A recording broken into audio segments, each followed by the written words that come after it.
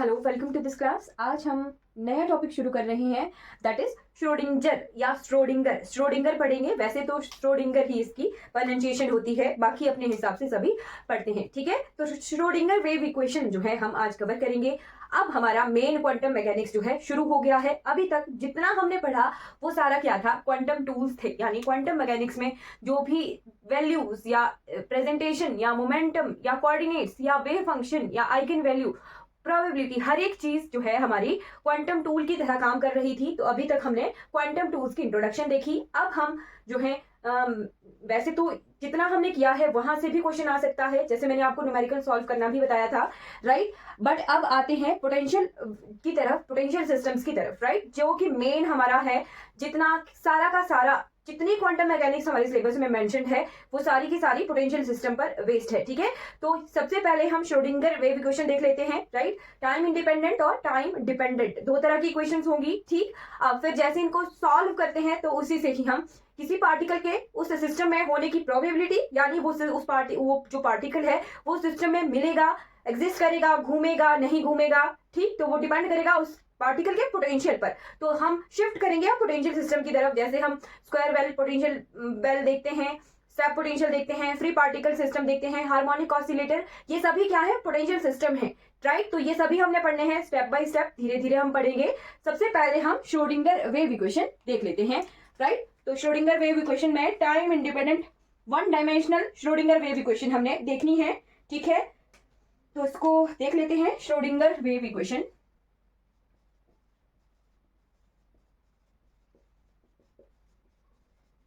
Schrodinger wave equation, तो पहली equation, पहली क्या, इसी से ही चलेंगे हम आगे, ठीक है। तो time independent one dimensional Schrodinger wave equation, SWE लिखा मैंने, ठीक है।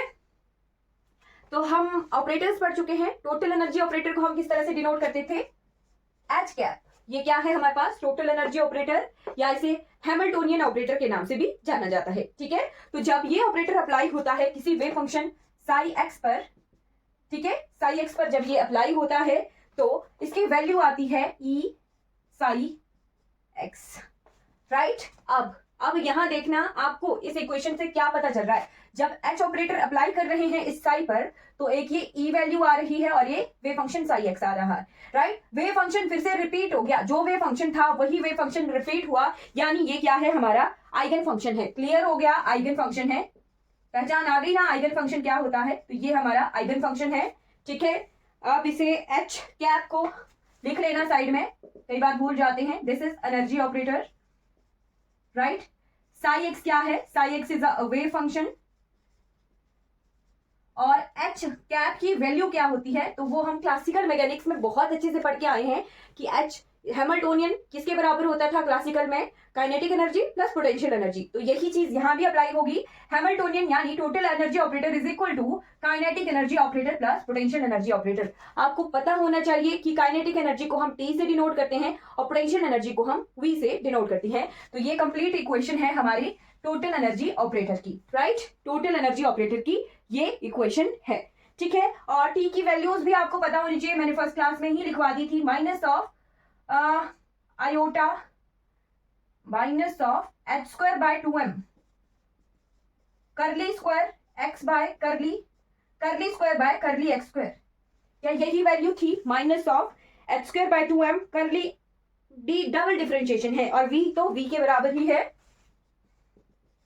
तो ये वैल्यूज आप साइड में लिख लेना, ये आपको पता है, अभी तक हम ये करके आए हैं सारा का सारा, राइट। यानी इस इक्वेशन में जो भी चीजें यूज हो रही हैं वो हम पढ़ के आए हैं, ठीक है। और ई क्या है, ई तो हमें पता ही है, अगर ये आइगन फंक्शन हो गया ना, सॉल्व करके ये आइगन फंक्शन है, तो ई क्या है, हमारी आइगन वैल्यू है,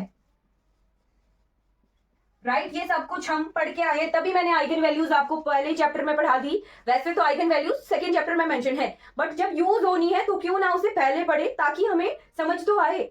पढ़ेंगे जाके सेकंड चैप्टर में और यूज ये फर्स्ट चैप्टर में ही हो रही, तो ऐसा नहीं है। हम इस सीक्वेंस में चले हैं कि जो जो चीज यूज होनी है वो चीज हम उस सीक्वेंस के साथ पढ़ रहे हैं। तो E is eigen value, right. ये आइगन वैल्यू है, स्केलर है यहाँ पर, राइट, स्केलर है, जब ये टाइम डिपेंडेंट हो जाएगा तब ये वेक्टर आएगा, अभी ये क्या है, स्केलर है, राइट। तो ध्यान रखना यहां पर आइगन वैल्यू हमारी स्केलर है।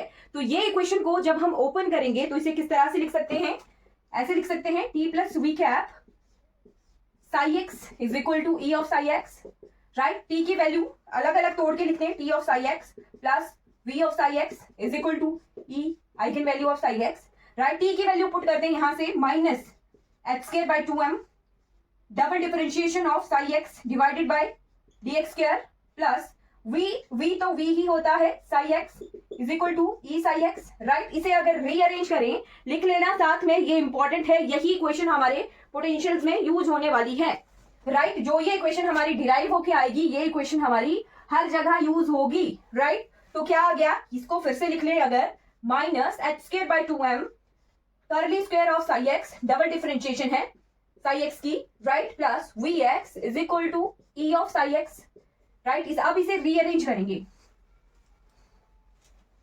राइट। जब इसे रीअरेंज करेंगे तो क्या करना है, जैसे मान लो इसे ई को यहां ले आते हैं, राइट, ई को यहां ले आते हैं, तो ये क्या आ गया, एच स्क्वायर बाय 2m करली square psi X curly x square, और ये यहां आ जाए अगर v ऑफ साई एक्स, ये साई एक्स था, v of psi x minus E of psi x is equal to 0, right. अब इन दोनों को कंबाइन कर लेते हैं, साई एक्स कॉमन निकाल देते हैं, minus h square by 2m करली square psi x by curly x square, अगर इसे कंबाइन करना है तो ये क्या आ जाएगा, v minus C psi x is equal to 0। Is it clear, ये वाली इक्वेशन बन गई है, ठीक है, क्लियर हो गया, राइट। अब क्या करते हैं, हम क्या करेंगे, हम जो है multiply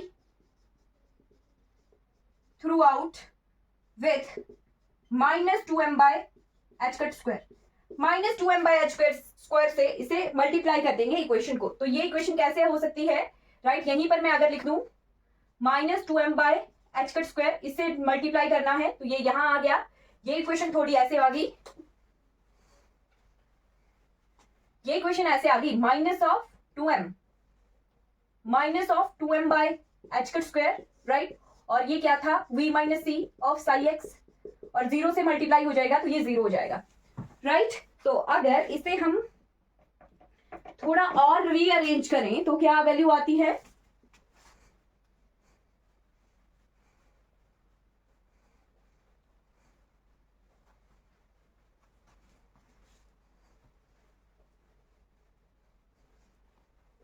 right, psi x is equal to 0, ठीक है। आप इसे थोड़ा सा रीअरेंज करें और कटपट करें तो ये माइनस से माइनस कैंसिल, 2m से 2m कैंसिल, h स्क्वायर से h स्क्वायर कैंसिल, और यहां पर माइनस 2m, चलिए इसे फिर से लिख लूंगी, psi x by psi x square minus आ गया, right, 2m by H cut square v minus C psi x is equal to 0। अब इस माइनस को अंदर ले जाते हैं, अंदर मल्टीप्लाई कर देंगे और इसी ब्रैकेट में अब्सॉर्ब कर देंगे माइनस को, तो क्या हो जाएगा, this equation becomes psi x by curly x square plus 2m by H cut square E minus V psi x is equal to 0, और यही हमारी जो है फाइनल इक्वेशन बन गई है, राइट। फाइनल इक्वेशन क्या बन गई, फाइनल इक्वेशन बन गई है जनरल इक्वेशन बन गई to find energy and wave function, right. This is linear differential equation of second order time independent. This is second order कैसे पता चला, यहां से डबल डेरिवेटिव है, linear second order linear differential equation और Schrodinger wave equation, ठीक है। और दिस इज जर्नल इक्वेशन, लिख लेना साथ में, general equation two find energy and wave function in a given potential, ठीक है। इसी इक्वेशन का यूज करेंगे है हम आगे चल के, और इस साई एक्स की वैल्यू और ई की वैल्यू, ये ई और ये साई एक्स यहां से निकलेगा, ठीक है। इसी इक्वेशन का यूज करके हम पोटेंशियल दिया होगा, ये पोटेंशियल दिया होगा, और ई और साई एक्स की वैल्यू हम निकालते हैं। तो ये क्या है, जर्नल इक्वेशन है किसी भी पोटेंशियल में एनर्जी और वेव फंक्शन निकालने की, ठीक है। तो इसे नोट कर लेना, इसी इक्वेशन का हमने यूज करना है, ये इक्वेशन टाइम इंडिपेंडेंट है, राइट। अब आपको time dependent Schrodinger wave equation के बारे में भी हल्की सी इंट्रोडक्शन दे देती हूँ, राइट।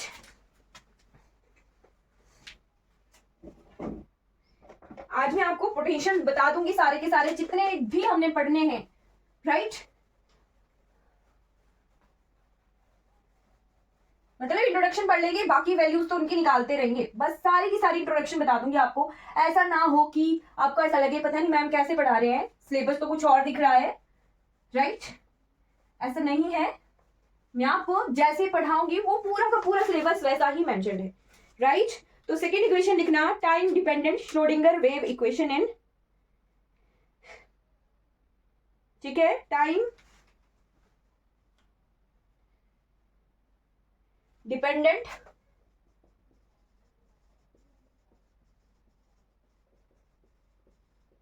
Schrodinger wave equation. तो वही चीज h का साई x पर अप्लाई करेंगे, ठीक है। इसी साई ऐसे नहीं आएगा, ऐसे नहीं होता, ये होता है Sai x and t, time पर डिपेंड कर रही है तो x के साथ एक और वेरिएबल आ गया t, बाकी कुछ नहीं है, वैसी ही इक्वेशन है। और यहाँ पर पहले मैंने आपको बताया था कि आइगन वैल्यू स्केलर थी, अब ये वेक्टर फॉर्म में होगी ई, राइट। तो बस आप यहीं से पहचानोगे, आपके पास कोई इक्वेशन दी है, ठीक है, और ई कैप की क्या वैल्यू होती है, ये एनर्जी ऑपरेटर है, ठीक है, ये एनर्जी ऑपरेटर है, पहले आइगन वैल्यू थी, और ये एनर्जी ऑपरेटर की वैल्यू क्या होती है, आयोटा एच कट करली बाय करली टी, हाँ करली बाय करली टी, ये एनर्जी ऑपरेटर है यहाँ पर, और पहले आइगन वैल्यू थी। इतना सा फर्क है टाइम डिपेंडेंट और टाइम इंडिपेंडेंट वेव फंक्शन में, वेव इक्वेशंस में, ठीक है। और एच आपको पता ही है, h is T plus B, right, ठीक है जी। अब एक टेबल बना लेना जो कि इंपॉर्टेंट है, और वहीं से आपको डिफरेंस दिखेगा, राइट। तो अगर हम ये स्फेरिकल पोलर कोऑर्डिनेट्स में लिखें, क्योंकि एग्जामिनर आपको जनरल इक्वेशंस देते हैं, ज्यादा कुछ डिफरेंस नहीं देते, राइट। जनरल इक्वेशन देंगे और इन्हें एक्स की जगह स्फेरिकल पोलर कोऑर्डिनेट्स दे देंगे और फिर आप कंफ्यूज हो जाओगे, राइट। तो 3D केस में टाइम डिपेंडेंट स्फेरिकल पोलर में आपको पता है आर थीटा फाई कोऑर्डिनेट्स होते हैं, राइट। तो बस यही एच कैप और psi x upon R theta and phi, right. Time dependent है तो इनके साथ एक और वेरिएबल आएगा टी, राइट। और ये 3D केस है, h E cap psi R theta phi T. 1D case होता अगर तो ये होना था h cap psi R and T और E cap psi R T. पता है आपको ये एनर्जी ऑपरेटर है, ये हैमिल्टोनियन ऑपरेटर है, राइट। अब डिफरेंस कैसे पहचानना है वो चीज, अगर आपको बोला जाए टाइम इंडिपेंडेंट, बस यही से पहचान जाओगे आपकी कौन सी इक्वेशन टाइम डिपेंडेंट है और कौन सी टाइम इंडिपेंडेंट है। तो ये एच कैप साई आर ही होगा यहाँ पे, टाइम डिपेंडेंट नहीं है, इंडिपेंडेंट है तो केवल पोजीशन कोऑर्डिनेट होगा, ठीक है। और ई यहाँ पे आइगन वैल्यू आती है, यहाँ पर आइगन वैल्यू आती है, ई के साथ कैप नहीं आता, ई के साथ कैप होगा तो वो टाइम डिपेंडेंट जो है वेव इक्वेशन होगी, और जब यहाँ आइगन वैल्यू सिंपल है, स्केलर है, तो ये टाइम इंडिपेंडेंट इक्वेशन होगी। ये 1D में है, 3D में कैसे लिखेंगे इसे, h cap psi R theta phi is equal to energy eigen value psi R theta phi. Clear हो गया, ये इक्वेशन है time dependent and time independent Schrodinger wave equation. इतनी सी इक्वेशंस हैं, जस्ट इनको सॉल्व करते हैं। सॉल्व करना तो मैंने आपको बता दिया है, टी और वी की वैल्यू पुट करेंगे, ई की वैल्यू पुट करेंगे और उसको सॉल्यूशन निकालेंगे, ठीक। तो जो इक्वेशन हमें यूज होनी है वही इक्वेशन हमने आपको डिराइव करके बता दी है, उसी से ही हम आगे पोटेंशियल में यूज करते हैं उसका, ठीक है, राइट। तो ये इक्वेशन यूज कहां होती है, ये इक्वेशन होती है to find energy, to find energies in potential systems, right. Potential systems में एनर्जी फाइंड करने के लिए ये इक्वेशंस यूज होती हैं। तो अब देख लेते हैं पोटेंशियल और वेव फंक्शन, ठीक है, वेव फंक्शन भी लिख लेना, to find energy and wave functions, यानी ई और साई की वैल्यू निकालेंगे, ई एंड साई की वैल्यू निकलेगी इन श्रोडिंगर्स वेव इक्वेशंस थे, ठीक। तो पोटेंशियल्स देख लेते हैं आज हम सारे के सारे पोटेंशियल देखेंगे जो हमारे जर्नल है, राइट। जो सिंपल पोटेंशियल है वो, फिर कॉम्प्लेक्स हम बाद में देखेंगे, बट नाम इंट्रोडक्शन में आपको सभी की बता दूंगी, ठीक है। Potential systems,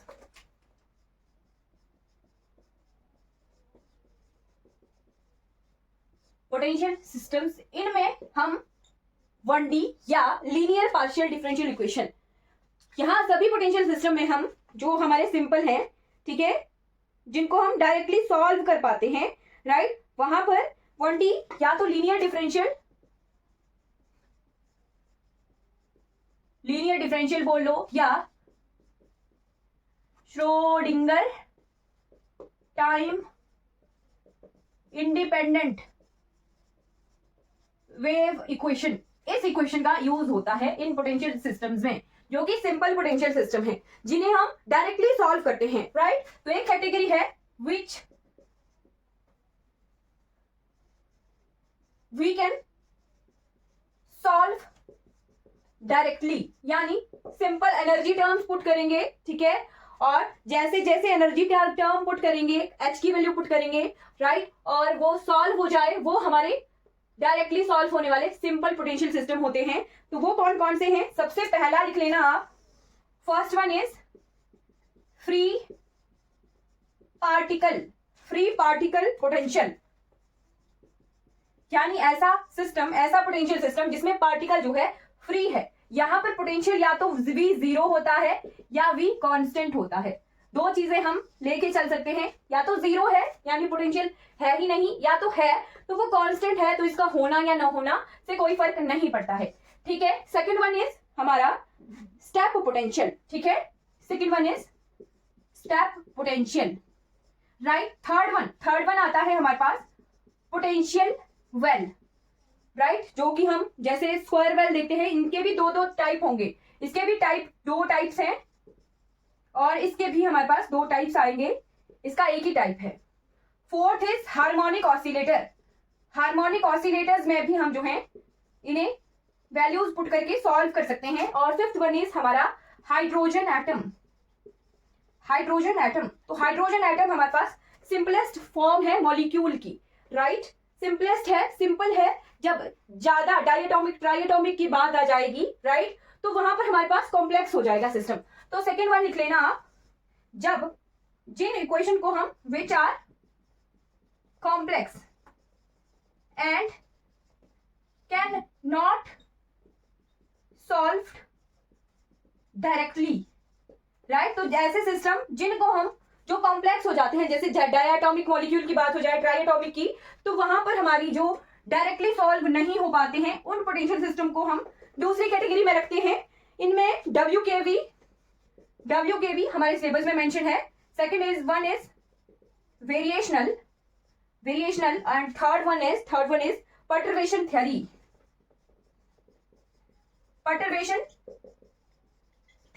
right. तो ये हमारे पास पूरा सिलेबस क्वांटम मैकेनिक्स का आपको दिख रहा होगा, राइट।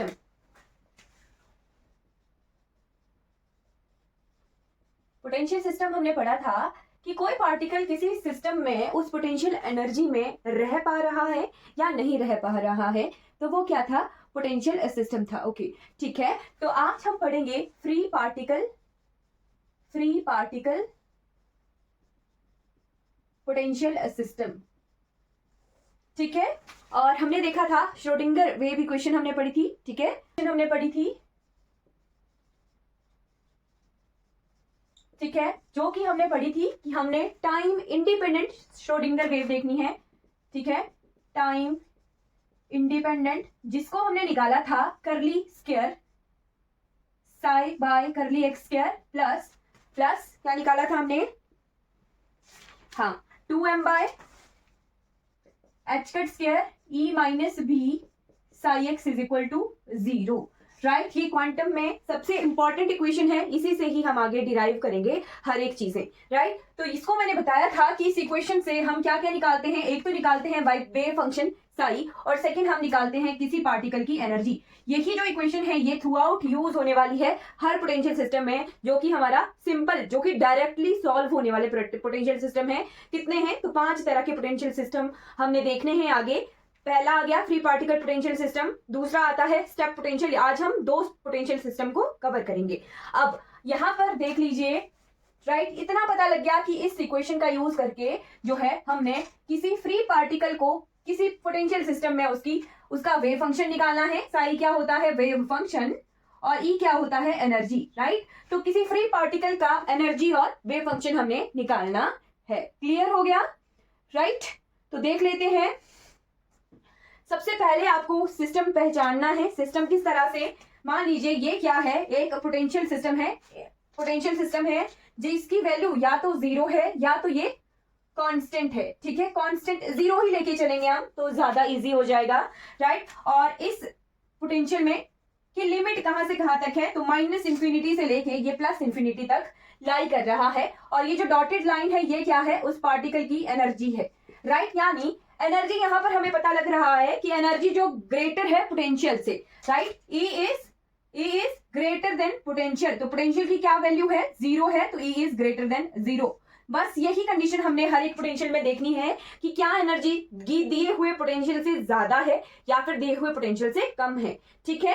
दिए हुए पोटेंशियल से एनर्जी ज्यादा होगी तब भी हम इसी इक्वेशन को यूज करेंगे, और दिए हुए पोटेंशियल से एनर्जी कम होगी तब भी हम इसी इक्वेशन का यूज करके जो है साई यानी वेव फंक्शन और एनर्जी निकालेंगे उस पार्टिकल की किसी सिस्टम में, ठीक है। तो हमें इतना पता लग गया कि यहाँ पर एनर्जी क्या है? ये है ग्रेटर, ठीक है। और इक्वेशन हमने वो वाली यूज करनी है। अब हमें पता है E is equal to T plus V, right. ये हम मैकेनिक्स में भी देख चुके हैं कि E is equal to T plus V का इक्वेशन हमने निकाला हुआ है। और साथ में बस एक चीज ध्यान रखनी है, दो चीजें लिख लेना स्टार लगाकर, कि अगर एनर्जी पोटेंशियल से ज्यादा होगी तो हम के स्क्वायर को रिप्लेस करेंगे यहाँ पर, ठीक है। जब एनर्जी ज्यादा होगी तो ये 2m by H cut square E minus V, ये इसको हम के स्क्वायर के बराबर लिखेंगे जब एनर्जी ग्रेटर है v से, ठीक है। क्या कंडीशन है? जब एनर्जी ग्रेटर है v से तब हम इस टर्म को रिप्लेस कर देंगे के स्क्वायर से, ठीक है। और साथ में आप स्टार लगाकर इसी जगह लिख लेना, जब एनर्जी लेस होती है पोटेंशियल से v से तब हम इस इक्वेशन को रिप्लेस करते हैं गामा स्क्वायर से 2m by H cut square E minus V, right. अब ई माइनस वी है, ध्यान रखना है v ग्रेटर है e से, ठीक है। e छोटा है और v बड़ा है, तो यहाँ पर माइनस जो है थोड़ा सा चेंज हो जाएगा। जैसे ये टर्म आएगी तब मैं आपको बताऊंगी, राइट। बट अभी के लिए हमें ये पता लग रहा है कि ये कंडीशन हमने यूज करनी है, दिस वन। के स्क्वायर जो है ये इक्वेशन यूज होगी क्योंकि e जो है ग्रेटर है v से, e ग्रेटर है v से, तो क्या इक्वेशन आ जाएगी हमारे पास? Wave equation psi curly square psi by curly x square plus 2m by H cut square E minus V of psi x, right. तो ये इक्वेशन आ गई हमारे पास इस पोटेंशियल के लिए, ठीक है।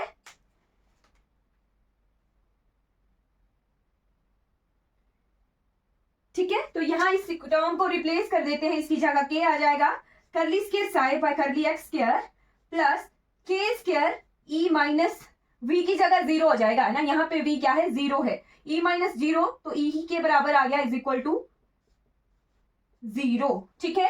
ये इक्वेशन बन गई हमारी फाइनल इक्वेशन बन गई। अब इसका सॉल्यूशन निकालेंगे। ये क्या बन गई? Schrodinger wave equation for free particle potential. क्या बन गई ये? Schrodinger wave equation for free particle system, right. और इसको जब इसका सॉल्यूशन निकालते हैं तब हमारे पास गामा की वैल्यू आती है, ठीक है। गामा नहीं, सॉरी, तब हमारे पास वेव फंक्शन की वैल्यू आती है, ठीक है। तो इसका सॉल्यूशन क्या निकलेगा? Solution of this equation, solution आएगा साई। इस इक्वेशन का सॉल्यूशन से हमें वेव फंक्शन निकलेंगे, ठीक है। और यहीं से हम एनर्जी का रिलेशन यहां से निकालेंगे। ये जो ये टर्म है ना, यहां से ई आ गया, ठीक है।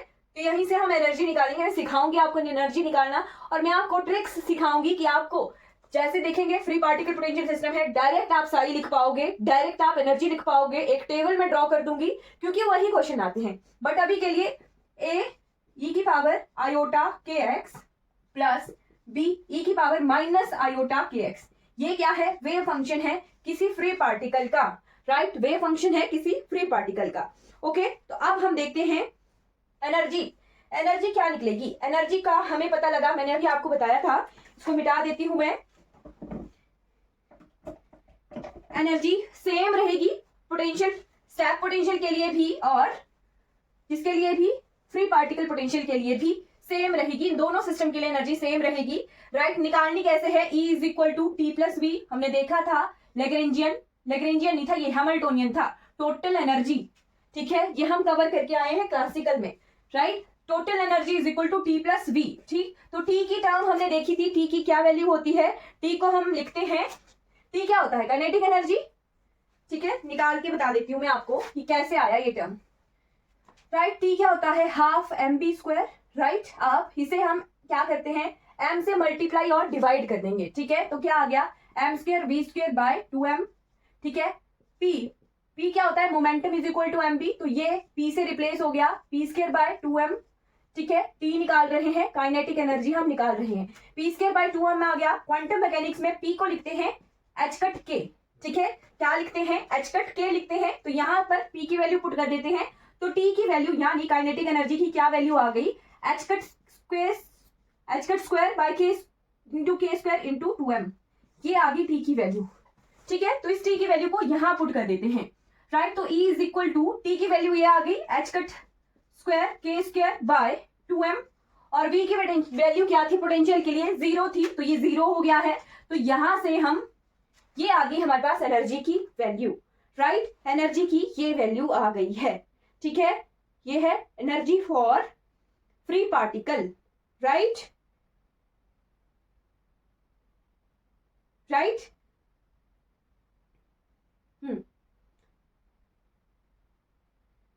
ये एनर्जी है किसी फ्री पार्टिकल की। अगर V हमने कांस्टेंट लिया है, V नॉट लिया है, तो यहाँ पर प्लस V नॉट कर देंगे, राइट। अगर V हमने 0 लिया है तो यहाँ 0 पुट कर देंगे। ये डिपेंड करेगा कि आपने पोटेंशियल क्या रखा है, कांस्टेंट रखा है या फिर 0 रखा है, राइट। अब इसी क्वेश्चन को, ये जो सॉल्यूशन बना है, इसे हम अगर ड्रॉ करना चाहें तो कैसे निकाल सकते हैं वो भी देख लेते हैं, ठीक है। अगर इसी को ड्रॉ करना चाहें तो ये क्या है, ए साइन के एक्स, साई इसको मैं ऐसे लिखती हूं, A E iota K x plus B E minus iota K x, ठीक है। तो ये क्या है, वेव्स बन रही हैं, इसको ऐसे लिख सकते हैं, a sine x plus b cos x, ये ऐसा बना है, ए sine x b cos x, ठीक है, राइट। ये यही सॉल्यूशन है, ए sine x plus b cos x Sai.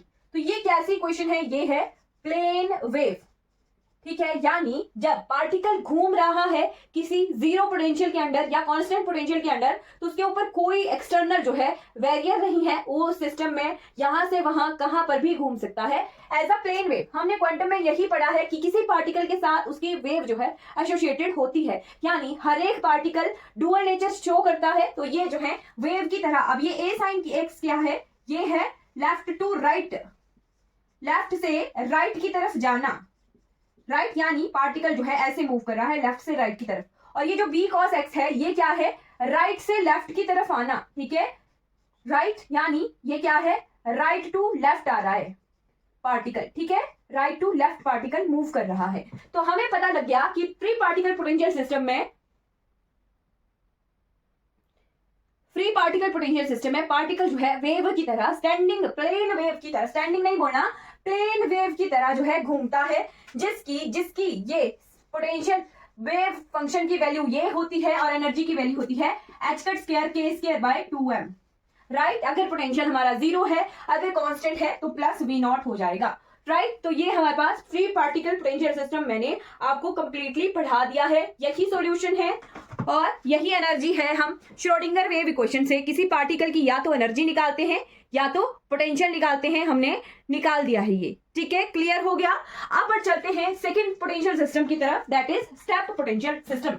और स्टेप पोटेंशियल के 2 केस रहेंगे, ठीक है।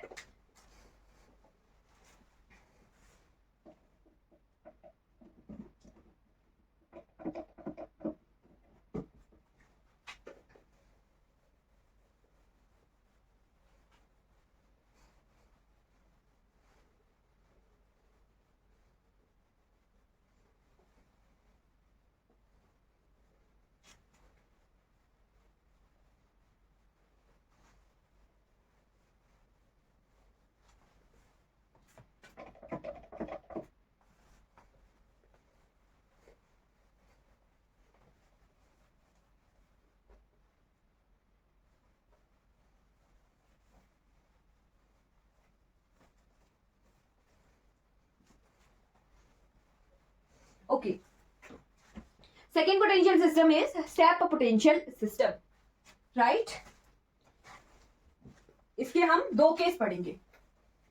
अब पहले मैं आपको केस ड्रॉ करके दिखा देती हूं, फिर उसको सॉल्व करेंगे, ठीक है। Step potential,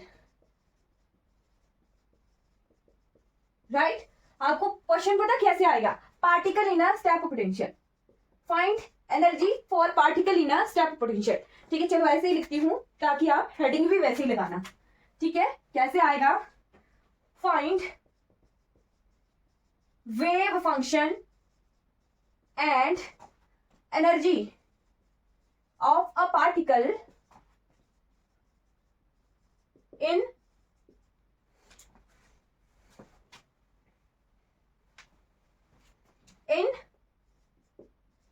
step potential. Step potential लिख लेना, लिखा नहीं गया वैसे यहां पर, स्टेप पोटेंशियल, ठीक है। Find wave function and energy of a particle in step potential, ठीक है। चलो ठीक, बिल्कुल। शायद आज हम तीसरा केस भी पढ़ लेंगे, इनफाइनाइट पोटेंशियल वेल, देखते हैं कितना सॉल्व होता है हमारे से, राइट। तो स्टेप क्या, यानी सीढ़ी, सीढ़ी का सीढ़ी देखिए ना आपने किस तरह से होता है स्टेप, ऐसे होता है, ऐसे होती है कोई सीढ़ी, राइट, ऐसे होती है ना, हाँ बिल्कुल। और दो केस बनाएंगे हम यहाँ पर, ऐसे केस 1 एंड केस 2, ऐसे ही लिखना।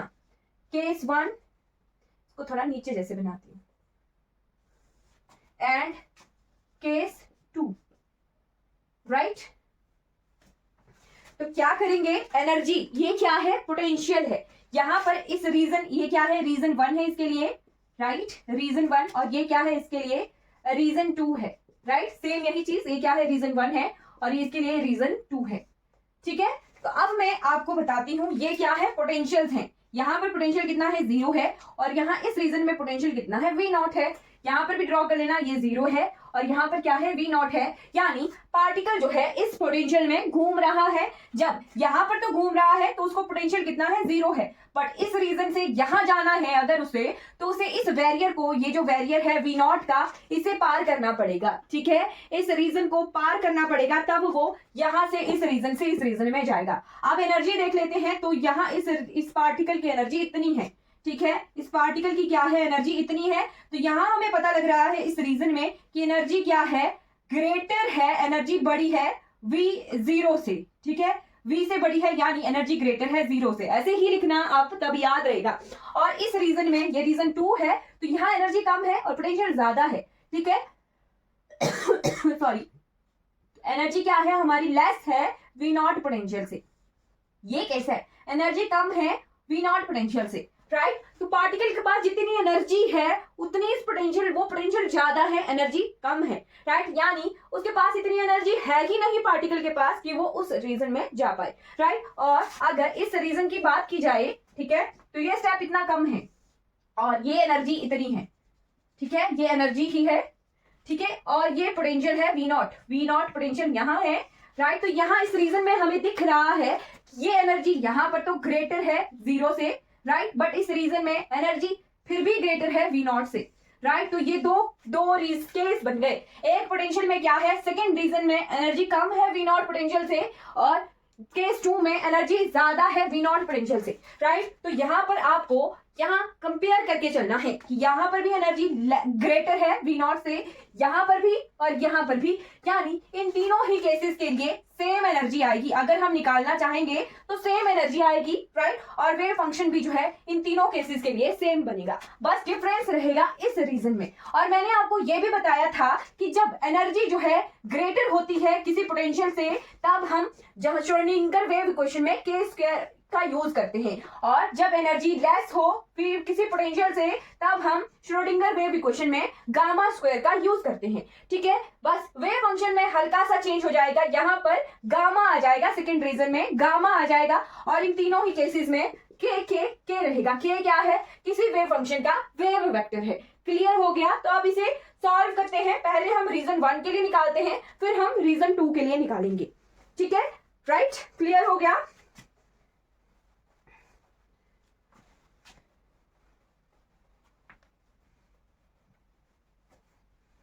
ओके, तो श्रोडिंगर वेव इक्वेशन कितनी थी हमारे पास, करली स्क्वायर साई एक्स, एक्स आ जाता है, करली square psi x by curly x square plus H square by 2m।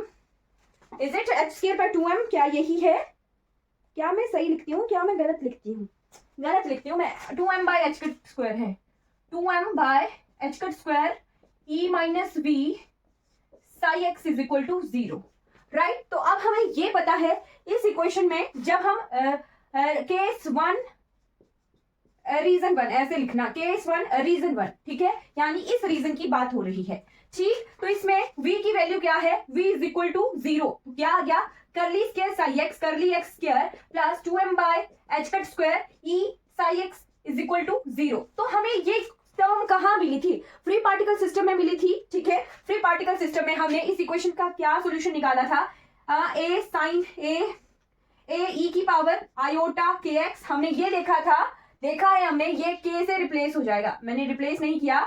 D square psi x by d x square plus k square e psi of x is equal to 0। ये हो जाएगी equation, final Schrodinger wave equation ये हो जाएगी। इसका solution हमने free particle में निकाला हुआ है, राइट। तो फिर से निकालने की जरूरत नहीं है, आपने डायरेक्ट ही याद करनी है, बी ई की power minus iota K x.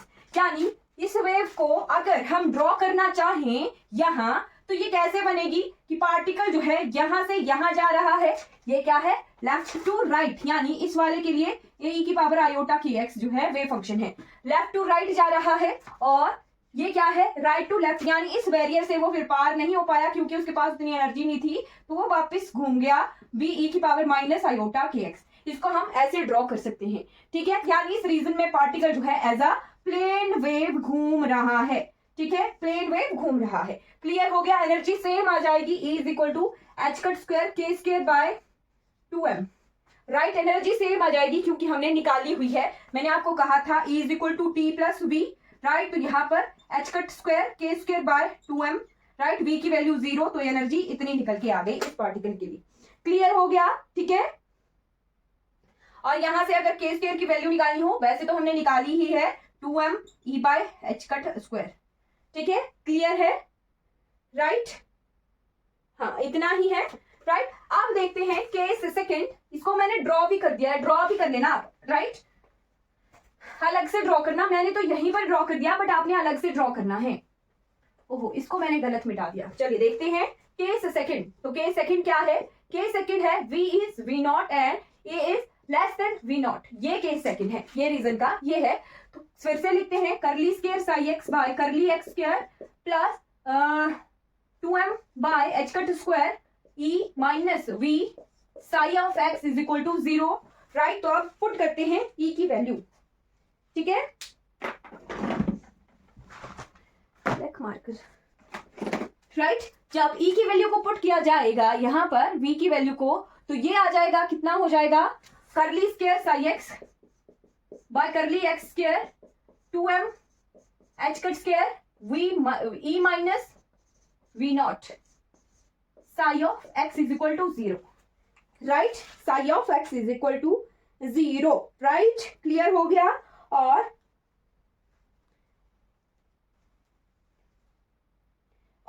जब इस माइनस को कॉमन बाहर निकाल लेते हैं, ये कितना बन जाएगा? Curly square psi x by curly x square minus बाहर आ गया 2m H cut square v not minus E psi of x is equal to 0। ये रिप्लेस हो जाएगा हमारे गामा से, curly square psi X curly x square minus gamma square psi x is equal to 0। ये है second region के लिए final equation. Clear हो गया? राइट। गामा की वैल्यू मैंने आपको बताई थी, गामा क्या होता है? 2m by H cut square v minus c. तो v माइनस सी लाने के लिए हमें यहां से माइनस बाहर निकालना पड़ा, तब ये इक्वेशन आई। और जब इसका सॉल्यूशन निकाला जाए तो ये निकलता है, यहाँ पर आयोटा नहीं होता है, बाकी सिमिलर सॉल्यूशन होता है। जैसे सी की पावर गामा एक्स, आयोटा नहीं होगा, ए बी के साथ हम आयोटा लिखते हैं, यहाँ पर डी की power minus of gamma x. अब जो हमारे पास वेव फंक्शन होता है उसकी क्वालिटी होती है कि वो होना चाहिए, wave function should be finite. Finite करने के लिए हम x की वैल्यू पुट करें अगर इन्फिनिटी, राइट, तो ये e की पावर इन्फिनिटी ये हो जाएगा 0, और e की पावर माइनस इन्फिनिटी ये हो जाएगा हमारे पास इन्फिनाइट, राइट, ये हो जाएगा 0, और e की पावर इन्फिनिटी ये हो जाएगा इन्फिनिटी। तो ये क्या हो गया? इनफाइनाइट हो गया, और ये क्या हो गया? 0। यानी जो ये इनफाइनाइट टर्म है इसे हम क्या कर देंगे? नेग्लेक्ट कर देंगे, क्योंकि इसकी हमें जरूरत नहीं है। वेव फंक्शन जो है फाइनाइट होना चाहिए, कॉन्टिन्यूअस होना चाहिए और सिंगल वैल्यूड होना चाहिए। लिख लेना, वेव फंक्शन साई क्या होना चाहिए, सिंगल वैल्यूड, साई कॉन्टिन्यूअस होना चाहिए और साथ में फाइनाइट होना चाहिए। फाइनाइट होना चाहिए। जब e की पावर हम इंफिनिटी पुट करेंगे तो ये इनफाइनाइट हो जाएगा फंक्शन, यानी इसकी हमें जरूरत नहीं है। और e की पावर जब माइनस इंफिनिटी पुट करते हैं तो वो वैल्यू आती है 0, राइट। तो ये इसका सॉल्यूशन किसके बराबर हो जाएगा, gamma is equal to d ई की power minus of gamma x. ये है final solution of second region. लिख लेना, साई इज इक्वल टू, चलता नहीं है ना pen, psi is equal to D की पावर आयोटा, डी की पावर ई, डी ई की power minus of gamma x. ये सेकंड रीजन का फाइनल सॉल्यूशन है। और अगर इसके लिए एनर्जी लिखनी हो तो एनर्जी यहां पुट कर देंगे वी नॉट, राइट। तो यहां पुट करके एनर्जी आ गई एच कट स्क्वायर के square by 2m plus V not. ये सेकंड रीजन के लिए फाइनल वेव फंक्शन और फाइनल एनर्जी है, राइट। और अगर इसे यहां ड्रॉ करना हो, अगर ये लिख लिया होगा डी ई की power minus of gamma x, अगर इसे यहां ड्रॉ कर लिया जाए तो ये ऐसे होता है डी ई की power minus of gamma x. ये दो तो यहां ड्रॉ हो गए, केस 1 के और केस 2 का ये यहां होता है, ठीक है, क्लियर हो गया। और इसे हम क्वांटम में कहते हैं क्वांटम टनलिंग। मान लीजिए यहां पर पोटेंशियल फिर से 0 हो जाता तो ये टनल होके, यानी इतना थोड़ा बहुत कहीं ना कहीं से एनर्जी गेन करके यहां पहुंच जाता और फिर से यहां पर वेव बन जाती, यानी ये जो है क्वांटम टनल करके पार्टिकल यहां से वहां पहुंच गया। ये कहां होता है, तो गामा रेज जो होती है, गामा वेव्स, गामा रेडिएशन निकलती है न्यूक्लियस के अंदर, वहां पर क्वांटम टनलिंग होती है। और ये हमारा स्टेप पोटेंशियल जो है उसे जो है डिस्क्राइब करता है, ठीक है। यानी इतनी एनर्जी लेके पार्टिकल जो है इस बैरियर को क्रॉस कर गया और दूसरी तरफ पहुंच गया। जैसे गामा वेव, गामा रेडिएशन जो होती है न्यूक्लियस के अंदर से, जो हमारा इलेक्ट्रॉन के शेल्स है ना, उसको पार करके बाहर निकल जाती है, तो वहां पर ये इफेक्ट, ये जो है हमारे पास स्टेप पोटेंशियल वाला इफेक्ट जो है यूज होता है, राइट। सेमीकंडक्टर डिवाइसेस में भी कुछ जगहों पर ये स्टेप पोटेंशियल कई जगहों पर यूज होता है। चलिए अब देखते हैं सेकंड केस। तो सेकंड केस तो हमारा सिमिलर रहेगा, क्योंकि हमारे पास वहां पर एनर्जी कम, एनर्जी ज्यादा है और पोटेंशियल कम है। स्टेप पोटेंशियल का केस नंबर सेकंड।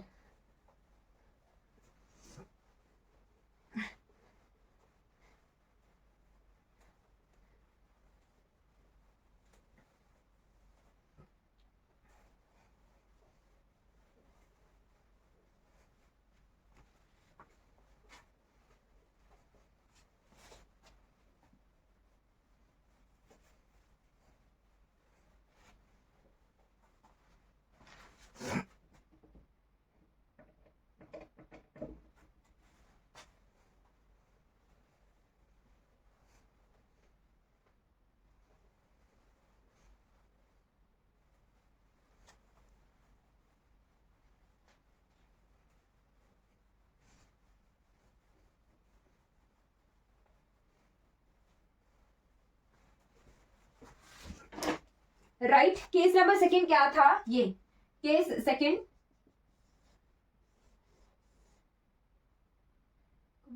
यहां में ये क्या है, v इज इक्वल टू 0 और ये क्या है, v is equal to V not, और ये क्या है, एनर्जी है किसी इस सिस्टम की, राइट। तो पार्टिकल की एनर्जी जो है ज्यादा है ये दोनों ही केसेस में, E इज ग्रेटर देन 0 और इस रीजन में E is greater than V not, right. तो दोनों केसेस के लिए ज्यादा डिफरेंस नहीं रहेगा, सेम ही सॉल्यूशन आएगा जैसा फ्री पार्टिकल है, जैसा कि हमारे पास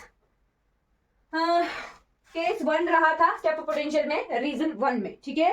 तो यहां पर हम क्या करेंगे, अब यहां पर भी K ही यूज होगा, तो क्या करेंगे, यहां पर हम K1 यूज करेंगे और यहां इस रीजन में K2 यूज करेंगे, बाकी सारा सब कुछ सेम रहेगा, राइट। तो पहले रीजन 1 के लिए एनर्जी निकालते हैं, K1 square is equal to T2m by h cut square E और K2 square is equal to 2m by h cut square E, right, ठीक है। K2 स्क्वायर ऐसे आएगा और E माइनस वी नॉट होगा, ये ध्यान रखना, K2 की वैल्यू ही आएगी, कैसे निकलेगा ये, E is equal to h cut square by 2m h cut square K square plus V not plus V, ठीक है।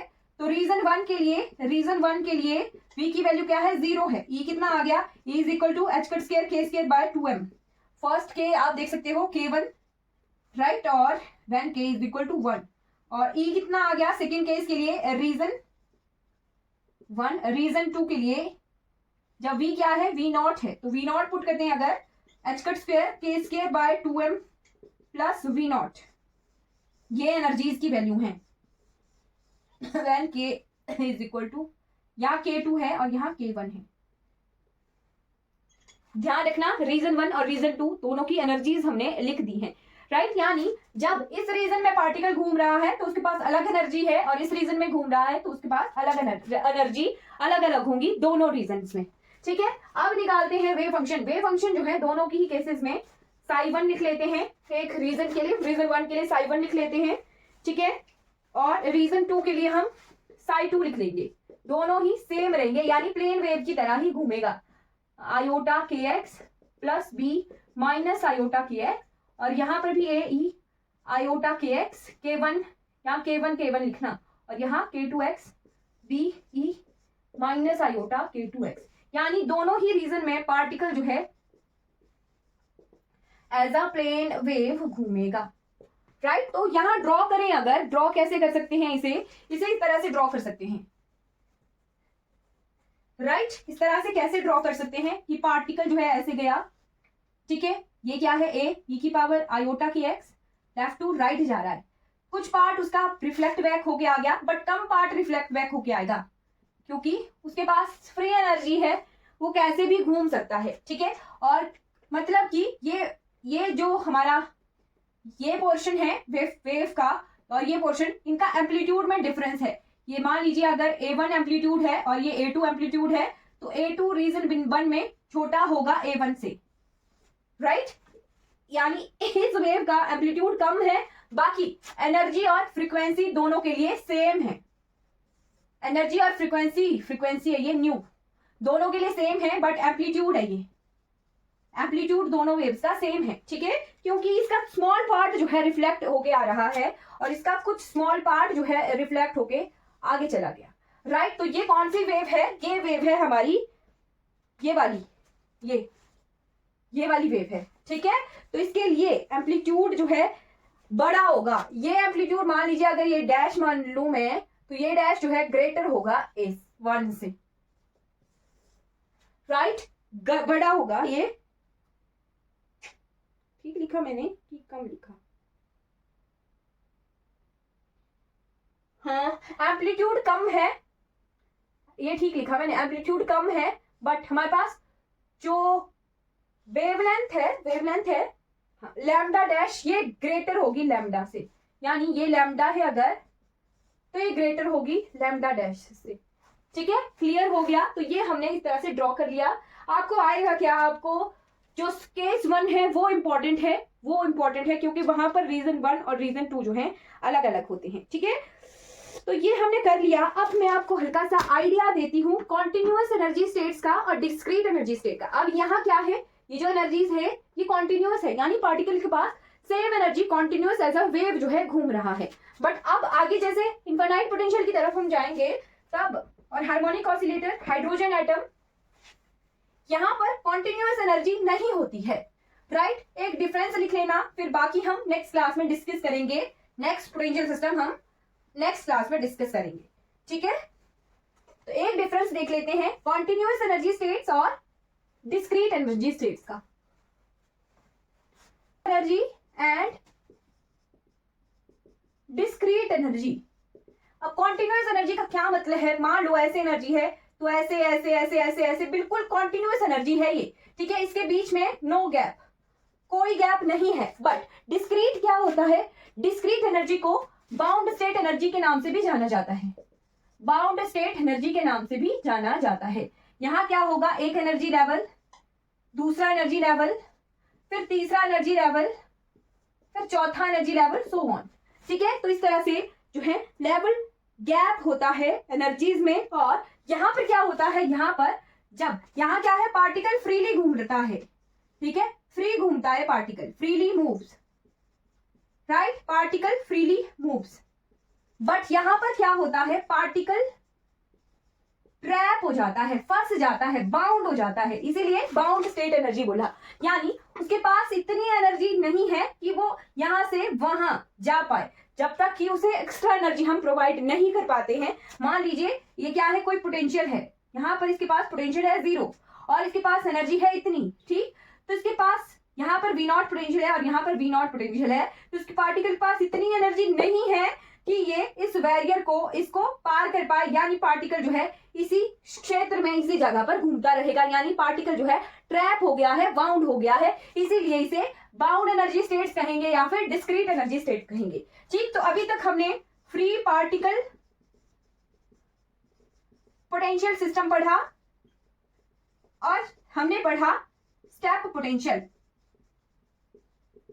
राइट। इन दोनों केसेस में हमारे पास एनर्जी जो होती है, एनर्जी कॉन्टिन्यूअस होती है। इन दोनों केसेस में हमारे पास एनर्जी क्या होती है, कॉन्टिन्यूअस होती है। अब इसके बाद हम पढ़ेंगे यहां पढ़ेंगे हम इनफाइनाइट पोटेंशियल वेल, फिर उसके बाद हम पढ़ेंगे हार्मोनिक ऑसिलेटर और पढ़ेंगे हाइड्रोजन एटम। तो ये 5 पोटेंशियल सिस्टम मैंने बताए थे आपको। इस तरह से ये डिवाइड हो गए एनर्जीज के हिसाब से। इन 2 पोटेंशियल में कॉन्टिन्यूअस एनर्जी होती है पार्टिकल के पास, और इन 3 केसेस में पार्टिकल्स के पास डिस्क्रीट एनर्जी होती है। बाकी ये सारे ही जो है हमारे डायरेक्टली सॉल्व होने वाले, directly solvable, right, directly solve होने वाले, जैसे एनर्जी की वैल्यू निकाल सकते हैं और वेव फंक्शन की वैल्यू जो है निकाल सकते हैं, थोड़ा सा वैल्यूज को घुमा फिरा के और उनका सॉल्यूशन करके हम इन 5 पोटेंशियल में जो है निकाल सकते हैं, इसीलिए इन्हें सिंपल पोटेंशियल सिस्टम्स के नाम से जाना जाता है। फिर उसके बाद हम बाद में कॉम्प्लेक्स पोटेंशियल सिस्टम्स पढ़ेंगे, बट अभी तक हम 2 कर चुके हैं। फ्री पार्टिकल पोटेंशियल सिस्टम में हमने निकाल दिया, एनर्जी निकाल दी। एनर्जी कितनी निकल के आई थी, h² k²/2m, राइट, और साई की वैल्यू भी निकल के आई थी a e⁻iota⁴ plus b e⁻−iota⁴। और स्टेप पोटेंशियल में एक रीजन में, सेम रीजन 1 में यही आया था, बट रीजन 2 में जो है एनर्जी में चेंज आ गया था, E = h² k²/2m plus v not, और साथ में साई की वैल्यू कितनी आई थी, d e⁻−γx। ठीक है, तो ये हम इतना कर चुके हैं, कवर हमने कर लिया है। ठीक है, आई होप आपको इतना क्लियर हो गया होगा। कोई डाउट रहेगा किसी भी क्लास के रिगार्डिंग या फिर आज की क्लास के रिगार्डिंग, तो आपने चैट बॉक्स में जो है पूछ लेना है। ठीक है, इनफाइनाइट पोटेंशियल वेल, ठीक, इसमें भी हमारे 2 केसेस रहेंगे। तो सबसे पहला है हमारा असिमेट्रिक, ठीक है, first case is asymmetric potential well. ठीक है, असिमेट्रिक पोटेंशियल वेल। ठीक, पोटेंशियल वेल क्या है, मतलब कि पार्टिकल जो है ट्रैप रहेगा। मैंने आपको लास्ट क्लास में भी क्लियर करवा दिया था कि हमारा फ्री पार्टिकल और स्टेप पोटेंशियल, दो पोटेंशियल थे, वहां पर कॉन्टिन्यूअस एनर्जी थी, और यहाँ पर जो हमारा पोटेंशियल वेल और हार्मोनिक ऑसिलेटर, ये 2 पोटेंशियल वेल होंगे, साथ में तीसरा हाइड्रोजन एटम भी है। वहां पर पार्टिकल क्या होगा, एक सिस्टम में ट्रैप होगा। ठीक है, एक तरह से बाउंड होगा सिस्टम में, यानी जो भी हमारी एनर्जीज आएंगी वो आएंगी डिस्क्रीट एनर्जी लेवल्स होगी उनकी, और वो बाउंड स्टेट या फिर ट्रैप्ड स्टेट में रहेंगी। तो पार्टिकल हमारा किस तरह से ट्रैप होगा, मान लीजिए ये क्या है, एक स्क्वायर वेल है। ठीक है, और यहाँ पर पोटेंशियल के 3 रीजन है, एक है रीजन 1, एक है रीजन 2 और एक है रीजन 3। ठीक है, पोटेंशियल इसमें क्या है, पोटेंशियल 0 है, यहाँ पर क्या है, पोटेंशियल इनफाइनाइट है, और यहाँ पर क्या है, पोटेंशियल इनफाइनाइट है। यानी ये क्या है, एक बाउंड्री लगी हुई है, बाउंड्री है, यहाँ से यहाँ पार्टिकल नहीं जाएगा, यहाँ से यहाँ पार्टिकल नहीं जाएगा, क्योंकि उस पार्टिकल के पास इतनी एनर्जी होगी ही नहीं जो इस बाउंड्री को पार कर पाए। ठीक है, तो बाउंड्री लेवल, बाउंड्री कंडीशन जो होगी वो मैं आपको बता देती हूँ। पहले आप इसकी एनर्जी ड्रॉ करेंगे। ठीक है, ये क्या है, इस पार्टिकल की एनर्जी है। यहाँ एनर्जी क्या है, एनर्जी इज ग्रेटर देन 0, 0 से ग्रेटर ही है, v 0 है इसमें, यहाँ पर एनर्जी इज ग्रेटर देन 0। इतना हमें क्लियर हो गया।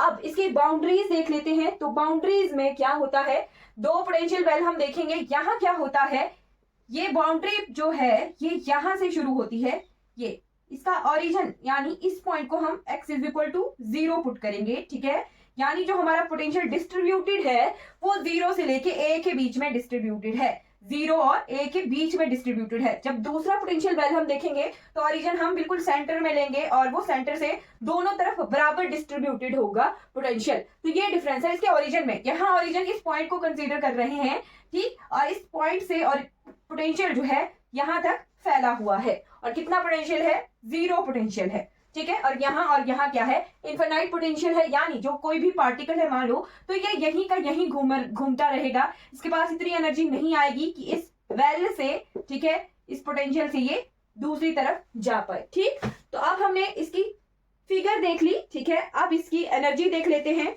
तो यहाँ और यहाँ के लिए, इन दोनों ही रीजंस के लिए पोटेंशियल जो है वेव फंक्शन हमने पता है V0 अगर जहां होगा वहां पर हम क्या देखेंगे, एनर्जी ग्रेटर है 0 से, और उस रीजन के लिए हम k की टर्म्स में पोटेंशियल लिखते हैं। तो साई की वैल्यू हमने निकाली हुई है, वही सेम रहेगी, psi is equal to a e iota kx, k use होगा क्योंकि एनर्जी ग्रेटर है पोटेंशियल से। अगर एनर्जी कम होती पोटेंशियल से तो गामा आना था, बट एनर्जी ग्रेटर है पोटेंशियल से तो k आ रहा है plus B E minus iota K x.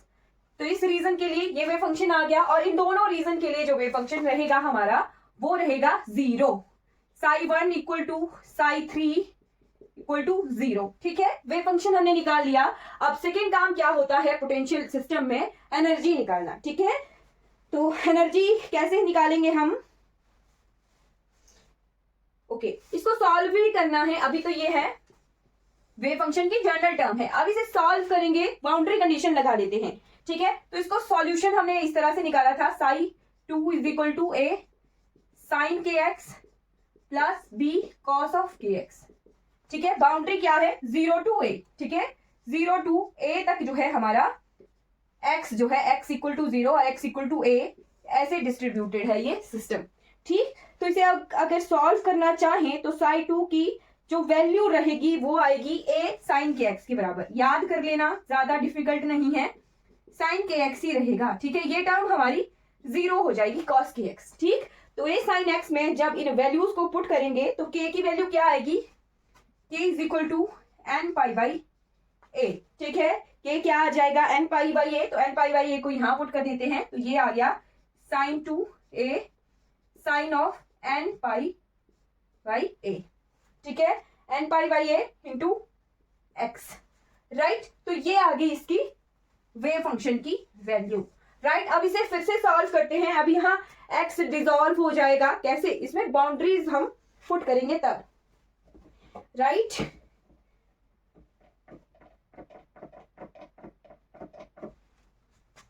एक तो वैल्यू k की ये आ गई, ठीक। एक k की वैल्यू हम पहले भी पढ़ चुके हैं, k square is equal to h cut square 2m by H cut square, है ना, ये होता है 2m by H cut square E, right. अब इन दोनों को इक्वेट करना हो तो इसका स्क्वायर कर लेते हैं, K square is equal to N square pi square A square, ठीक है। यहीं से एनर्जी की वैल्यू आ जाएगी, इसको ज्यादा सॉल्व करने की जरूरत नहीं पड़ेगी, ठीक है। जब इसको नॉर्मलाइज करेंगे, इतना सा देख लेना, जब इसको नॉर्मलाइज करेंगे, नॉर्मलाइज करने के लिए हम क्या करते हैं, स्केलर प्रोडक्ट करते हैं, मतलब साई 2 का साई 2 के साथ ही स्केलर प्रोडक्ट, और इसकी वैल्यू आएगी √2/n sine n pi by l, ठीक है। इसको सॉल्व करने के बाद ये फाइनल वेव फंक्शन की वैल्यू आएगी, ठीक है। क्लियर हो गया, इसको यहां लिखना। अब जो आपने फाइनल टर्म्स लिखनी होंगी वो मैं यहां बताऊंगी आपको कि असिमेट्रिक पोटेंशियल वेल के लिए फाइनल साई क्या लिखना है, साई सेकंड रीजन में ही पार्टिकल होगा, तो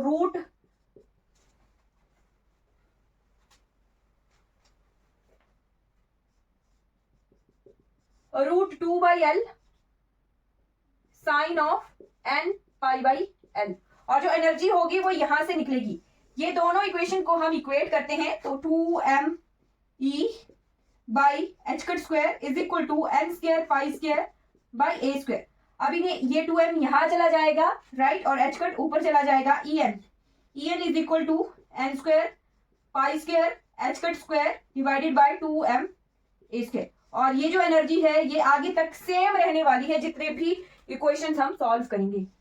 En is equal to n square pi square H cut square by 2ma square. इसको लिख लेना। ये दो टर्म्स हमें याद करनी है।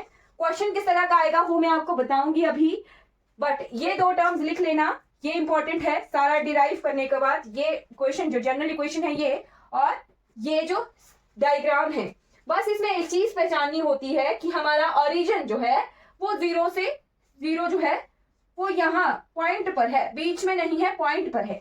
ठीक है, तो ये है हमारा असिमेट्रिक पोटेंशियल वेल, राइट। अब दूसरा पोटेंशियल वेल देखते हैं। Second one is symmetric potential well, right. ये क्वेश्चन, ये डायग्राम मैं ऐसे ही रखूंगी, इसको लिख लेना, ये इंपॉर्टेंट है, ये यूज होंगे हमारे न्यूमेरिकल्स में। क्वेश्चन पहचानना कैसे है कि कौन सा सिमेट्रिक का है, असिमेट्रिक का है, वो भी मैं बता दूंगी, right. Okay, second one is symmetric potential well. तो सिमेट्री का मतलब कि एक बराबर, सिमेट्री है, एक जैसा है। ठीक है, एक जैसा कैसे हो सकता है? एक जैसा हो सकता है अगर हम पोटेंशियल का ओरिजिन बिल्कुल सेंटर में ले, यानी जो हमारा ओरिजिन है वो x is equal to a/2 पर लाई करता है। ये x इक्वल टू 0 है और यहाँ पर x इक्वल टू a है, यानी ये जो पोटेंशियल है इस ओरिजिन के दोनों तरफ इक्वली डिस्ट्रीब्यूटेड है। क्या कहा?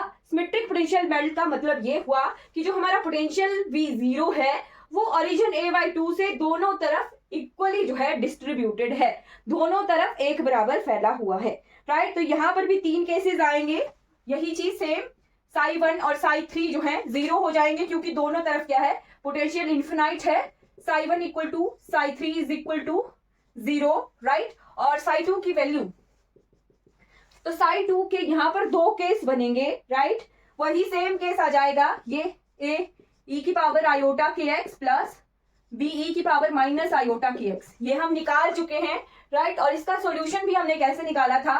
psi2 is equal to a sine of k x plus b cos of k x. अब उस पीछे वाले में क्या हुआ था, ये दूसरी टर्म बिल्कुल 0 हो गई थी क्योंकि एक तरफ से ही दोनों, एक तरफ से ही पूरी तरह डिस्ट्रीब्यूटेड था पोटेंशियल, बट यहाँ उल्टा है, दोनों की कुछ वैल्यू आएगी, यहाँ को भी पोटेंशियल फैला हुआ है और यहाँ को भी पोटेंशियल फैला हुआ है, यानी ये दोनों टर्म इस बार जो है, इसमें से एक टर्म जो है 0 नहीं होगी, इन दोनों टर्म की कंट्रीब्यूशन रहेगी वेव फंक्शन में। ठीक है, तो इस तरफ को अगर मान लो ये मैं ओरिजिन बना रही हूं और ये एक्स एक्सिस है, ठीक है, अगर ये एक्स एक्सिस है, जनरल टर्म बोल रही हूं, अगर इस तरफ को एक्स एक्सिस है तो इस तरफ को नेगेटिव एक्स होगा, राइट। यानी साई की दो वैल्यूज आएंगी, अब एक साई की पॉजिटिव एक्स के साथ और एक साई की नेगेटिव एक्स के साथ, राइट। ओरिजिन से इस तरफ को तो नेगेटिव वैल्यू है ना एक्स एक्सिस की, ठीक, तो साई भी जो है दो तरह से डिवाइड हो जाएगा, एक्स पॉजिटिव का फंक्शन होगा और एक्स नेगेटिव एक्स का फंक्शन होगा साई, ठीक। तो अब इसे सॉल्व करें अगर, ठीक, तो साई अगर फंक्शन है नेगेटिव एक्स का, पहले यहाँ वाले टर्म लेते हैं, साई अगर नेगेटिव एक्स का फंक्शन है तो क्या है ये, तो ये बनेगा, ये आपने सिमेट्रिक असिमेट्रिक में कंफ्यूज नहीं होना है, ये बात हो रही है सिमेट्रिक पोटेंशियल वेल की, यानी ये पूरा सिस्टम है, ठीक है। और यहां जगह अगर हम सिमेट्रिक असिमेट्रिक की बात करेंगे तो सिमेट्रिक वेव फंक्शन केवल मात्र साई की बात हो रही है, ठीक है। तो साई ऑफ माइनस एक्स क्या होता है, ये होता है asymmetric wave function, asymmetric wave function, ठीक है। केवल वेव फंक्शन की बात हो रही है कि वेव फंक्शन जो है असिमेट्रिक है। पहले हमने पूरा सिस्टम असिमेट्रिक पढ़ा था, बट इस बार यहाँ साई जो है केवल वेव फंक्शन हमारा असिमेट्रिक है और इसकी वैल्यू क्या आती है, ये साई ऑफ माइनस एक्स है ना, ये माइनस साई ऑफ एक्स हो जाता है और इसकी वैल्यू क्या आती है, तो ये आता है साई असिमेट्रिक, इसको ऐसे लिखना साई असिमेट्रिक, साई के नीचे ए, बाकी सिस्टम तो यही है सिमेट्रिक पोटेंशियल वेल का। मतलब कि ओरिजिन से अगर इस तरफ को वेव फंक्शन की बात, वेव फंक्शन निकाल रहे हैं तो इस तरफ को साई असिमेट्रिक है, ठीक है। और उसकी वैल्यू कितनी आती है, तो वो आती है in the term of sine x. ये जो पहला है डिवाइड हो गया, अब ये वेव फंक्शन दो में डिवाइड हो गया, राइट। ये कुछ और वैल्यू देगा और ये कुछ और वैल्यू देगा, तो ये ए साइन एक्स जो है असिमेट्रिक वेव फंक्शन की वैल्यू देगा, ठीक। और साई अगर फंक्शन है पॉजिटिव एक्स का तो वो है symmetric wave function, symmetric wave function, और उसको हम साई एस से डिनोट करेंगे, यानी इस तरफ वाले साई की बात हो रही है, ये क्या है, ये क्या है, सिमेट्रिक है, ओरिजिन से इस तरफ को सिमेट्रिक है और नेगेटिव एक्स एक्सिस की तरफ असिमेट्रिक है। ठीक है, ध्यान रखना, नेगेटिव की तरफ जो है असिमेट्रिक है और पॉजिटिव की तरफ सिमेट्रिक है, और ये b cos x होगा, राइट। और a और v की वैल्यू हम निकाल चुके हैं असिमेट्रिक पोटेंशियल वेल में, जो कि निकली थी √2/L। ठीक है, √2/L। तो इसको अगर लिखना हो, और k की वैल्यू भी आई थी, k = n π/a, तो इन दोनों को अगर पुट किया जाए तो साई असिमेट्रिक आएगा a √2/L sine of n π/L। ठीक है, √2/L sine of n π/L, और ये साई सिमेट्रिक कितना आएगा, √2/L cos of n π/L, right. Simple सी चीज है क्या कि सिमेट्रिक पोटेंशियल वेल में जो हमारा वेव फंक्शन होता है उसकी दो वैल्यूज आती हैं, राइट। एक आती है साई असिमेट्रिक और एक आती है Sai symmetric. Sai asymmetric √2/L n π/L की साइन की फॉर्म में, जस्ट इतना ध्यान रखना है, साई असिमेट्रिक जो है इसकी फॉर्म में होगा और साई सिमेट्रिक जो है इसकी फॉर्म में होगा, राइट। और एनर्जी तो हमारी सेम रहेगी, एनर्जी दोनों ही केसेस के लिए सेम रहेगी। बस यहाँ पर क्या होता है,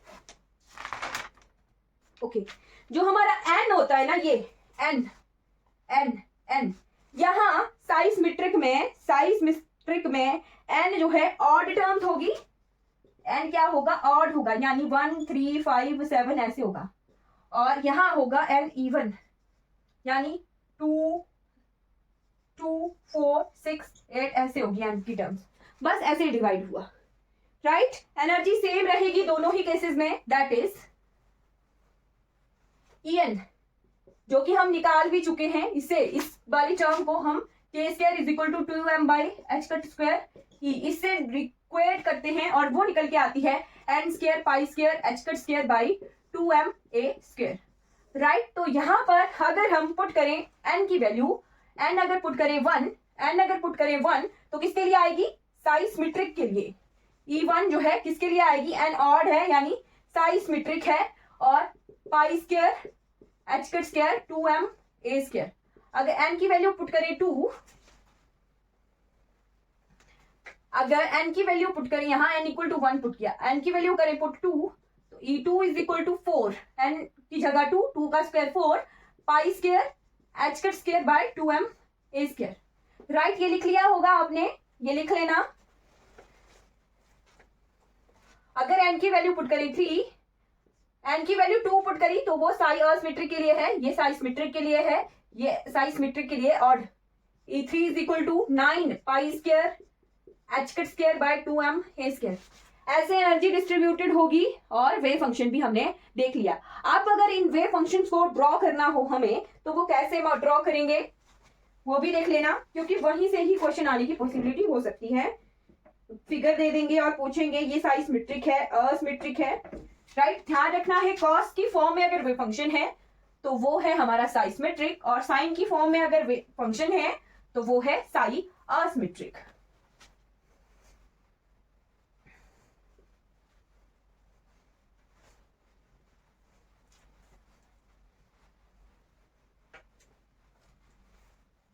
ओके, तो अगर इन्हें करना हो ड्रॉ, हमें पता है psi of asymmetric = √2/L sine of n π/L। Psi symmetric = √2/L sine cos of n π/L, और कॉस वाली टर्म में ऑड टर्म्स, n की ऑड टर्म्स, और साइन वाली टर्म में n की इवन टर्म्स। ठीक है, ये क्लियर हो गया, इतना ध्यान रखना है। तो ये मान लीजिए अगर यहाँ पर है n = 1, राइट, n = 1 यानी ऑड है, तो एनर्जी v की 1 की वैल्यू क्या थी, π² h² 2ma²। जनरल टर्म क्या थी एनर्जी की, En = n² π² h² 2ma², right. तो पहला वेव फंक्शन इस तरह से हम इसे ड्रॉ करते हैं। अगर n की वैल्यू पुट करें 2, तो वो ये क्या है, साई सिमेट्रिक है, और ये क्या है, साई असिमेट्रिक है। तो यहाँ E2 लिखने होगा तो 4 π² h² 2ma², और इसे ड्रॉ करना हो अगर, तो ये ड्रॉ होता है कॉस वेव की फॉर्म में आएगा, ठीक है, ये ऐसे। फिर अगर पुट करें n = 3, तो ये क्या है, साइस्मेट्रिक, राइट, साइस्मेट्रिक। और E3 is equal to 9 pi square h cut square by 2m a square, right, clear हो गया, ठीक। तो अगर इसे ड्रॉ करना हो तो ये ऐसे ड्रॉ होता है, ये ऐसे। अब यहां पे आपको एक टर्म दिखाती हूं मैं, राइट, टर्म क्या है, एक सेकेंड, हाँ ये रहा नोड, लिखिएगा नोड। नोड, नोड क्या होता है, जहां वेव फंक्शन 0 हो जाता है, ठीक है, where wave function is equal to 0। 0 कहां हो रहा है, वेव फंक्शन, ठीक है। और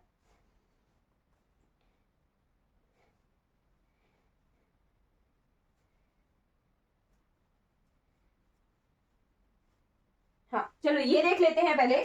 तो ये क्या है, यहां पर कहीं पर 0 हो रहा है, नहीं, एक्सेप्ट बाउंड्रीज, बाउंड्री को छोड़ के, एक्सेप्ट बाउंड्रीज तो सबके लिए कॉमन है, ठीक है, वो पॉइंट हम नहीं लेंगे। तो पहले में नोड क्या है, 0, नोड क्या है, 0 है। बट यहां देखिए ये वाला पॉइंट है, यहां पर कितने नोड है, नोड है 1, राइट। फिर ये पॉइंट देखिए, यहां 2 नोड निकल के आ रहे हैं, ठीक है। n इक्वल 3 के लिए नोड कितने हैं, 2 है। क्या आ रहा है, यानी जब भी nth स्टेट है, अगर हमारी nth स्टेट के लिए अगर नोड लिखने हो तो नोड कितने आते हैं, n-1, जैसे यहां देख लो 1 - 1 0, फर्स्ट स्टेट अगर है तो उसके लिए 0 नोड है, n स्टेट हो अगर तो उसके लिए n-1 नोड होते हैं, राइट। और अगर हम कहें कि अगर है n+1 स्टेट है तो उसके लिए नोड की वैल्यू कितनी आएगी, n नोड्स होंगे, ठीक है। मतलब कि एक कम होता है, जो नोड होता है किसी स्टेट से एक कम होता है, क्लियर हो गया, ठीक। तो लाइट भी चली गई है, बट हमने ये कवर कर लिया है, इतना ही पोर्शन है जो हमारा इनफाइनाइट पोटेंशियल वेल से आता है। अब मैं आपको एक शॉर्ट ट्रिक लिखवा देती हूं, short trick for expectation value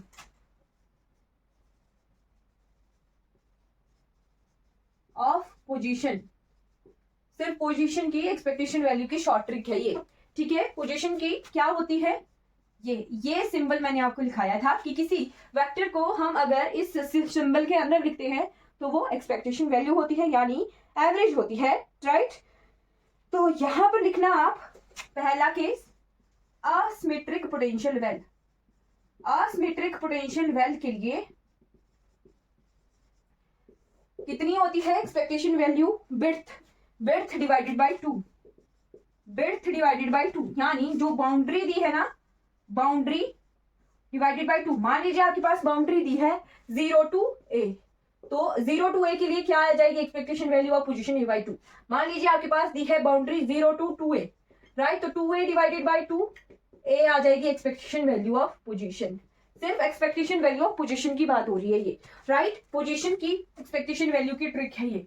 second चीज, सेकंड आता है हमारे पास symmetric potential well, symmetric potential well. तो सिमेट्रिक पोटेंशियल वेल में 2 केसेस थे, साई ए और साई एस के, राइट। तो यहां पर कोई भी केस हो, नो मैटर एक्स की वैल्यू, एक्सपेक्टेशन वैल्यू होती है 0। तो ये शॉर्ट ट्रिक है, इसे याद कर देना, यहीं से अगर क्वेश्चन आ जाए तो आपका जल्दी सॉल्व हो जाएगा, राइट। और दोनों ही केसेस में थर्ड, एक तो ये निकाल दिया, ये एक्स ही है, दोनों केसेस में फॉर बोथ पोटेंशियल की एक्सपेक्टेशन वैल्यू भी 0 होती है, राइट, पोटेंशियल की एक्सपेक्टेशन वैल्यू भी 0 होती है, ठीक। अब दोनों केसेस के लिए t, ये दोनों केसेस की बात हो रही है, राइट। जो h होता है हमारा वो होता है t प्लस v, राइट। तो v 0 हो गया दोनों केसेस के लिए, यानी एनर्जी की एक्सपेक्टेशन वैल्यू बराबर हो जाएगी किसके बराबर, काइनेटिक एनर्जी के, ठीक है। तो वो निकालना पड़ता है t की वैल्यू कितनी होती है, तो वो होती है m square pi square h cut square divided bye 2m l square. तो वो आप इस फॉर्मूला से निकाल सकते हो और वो एनर्जी की वैल्यू आ जाएगी। ठीक है, ये हमने निकाल लिया, ये आ जाती है शॉर्ट ट्रिक, ये लिख लेना, इंपॉर्टेंट है। क्वेश्चन अगर आता है तो हमारा इजीली सॉल्व हो जाएगा। राइट, तो एक क्वेश्चन भी है, जैसे वो मैंने वैसे करवा दिया क्वेश्चन वैसे मैंने। If a particle of mass m is confined in 1D box with centre at a/2,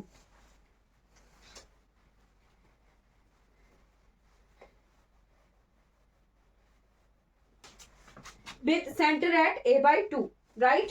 What will be the probability to find the between 0 to a/2, right? तो क्या बोला है, ये बोला है ऐसा, a/2 है, सेंटर a/2 है और 0 से a/2 से के लिए पूछा है, राइट? 0 से a/2 के लिए पूछा है। अगर यहां सेंटर होता 0 और पूछा होता a तक, या ऐसे होता है ना, ये a सेंटर a/2 है, राइट? और 0 से a/2 की वैल्यू पूछी है, यहां से यहां पूछी है एक्सपेक्टेशन वैल्यू, राइट? यहां से यहां पूछी है, यानी ओरिजिन 0 को माना है, राइट? और 0 से a/2 तक कौन सा पोटेंशियल वैल्यू होता है? 0 से अगर कोई वैल्यू निकालनी हो, 0 से डिस्ट्रीब्यूटेड है पोटेंशियल, तो वो सारी किसके लिए होगा? असिमेट्रिक पोटेंशियल वैल्यू के लिए होगा, और वो हमने निकाला हुआ है। पूछा है, क्या पूछी है? Probability to find a particle, right? यानी पोजीशन पूछी है। पोजीशन कितनी होती है? विड्थ डिवाइडेड बाय 2, यानी ये कितने के बराबर हो जाएगा? ये हो जाएगा प्रोबेबिलिटी ऑफ साई के बराबर, राइट? राइट, जो कि हमने कहां से पोजीशन प्रोबेबिलिटी पूछी है। एक्सपेक्टेशन वैल्यू तो आगे हमें पता लग गया, a/2 इंटू 2 a/4 हो जाएगी एक्सपेक्टेशन वैल्यू, राइट? a/4 हो जाएगी इसके लिए एक्सपेक्टेशन वैल्यू। और प्रोबेबिलिटी कैसे निकालते हैं? dp which is integration 0 to a/2 psi dx, हमने फॉर्मूला किया हुआ है। और इसे जब अगर सॉल्व करेंगे तो ये आएगी 1/2 के बराबर, राइट? 1/2 के बराबर होगी। साई की वैल्यू हमें पता है असिमेट्रिक के लिए √2/l sine of n π/l, right? और इसे सॉल्व करते हैं अगर, तो ये आती है 1 के बराबर, राइट?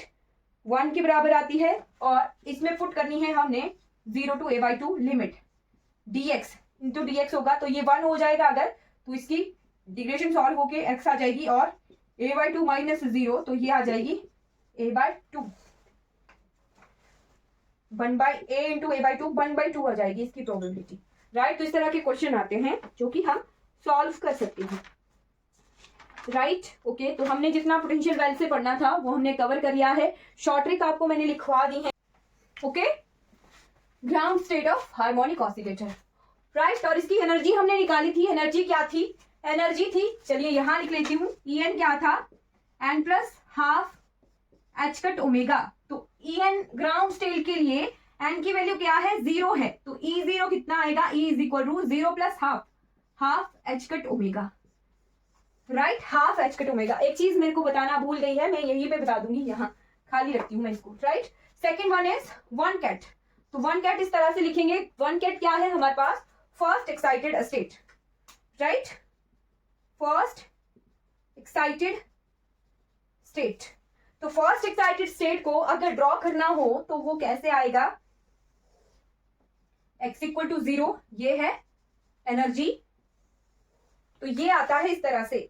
यहां पर हमें वैल्यू पता है, psi1 is equal to m omega upon pi h cut 1/4 root of 2m कितना है? 2m omega upon h cut x of e की power minus m omega x square divided by 2h cut, right? ये है wave function, ये याद होना चाहिए। जितनी वैल्यूज याद रखनी है हार्मोनिक ऑसिलेटर से वो मैं इसी स्लाइड में, ये जो हमारी स्लाइड है इसमें याद रहेगी आपको, राइट? तो अगर इसे ड्रॉ करना हो तो ये ऐसे होता है,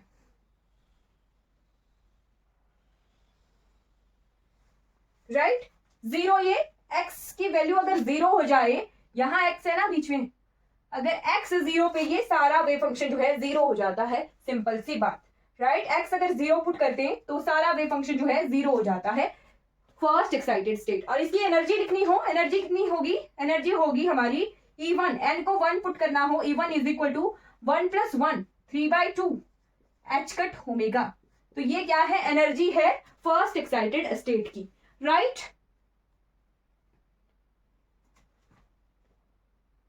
ओके, ये क्या है, एनर्जी है फर्स्ट एक्साइटेड स्टेट की।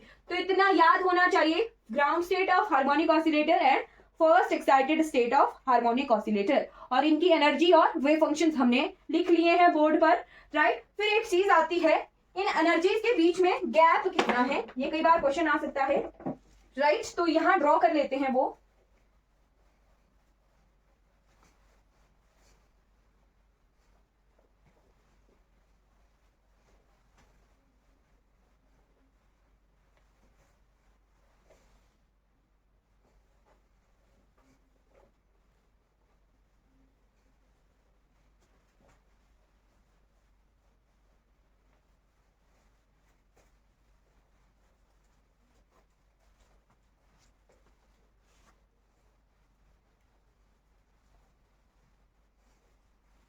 एनर्जीज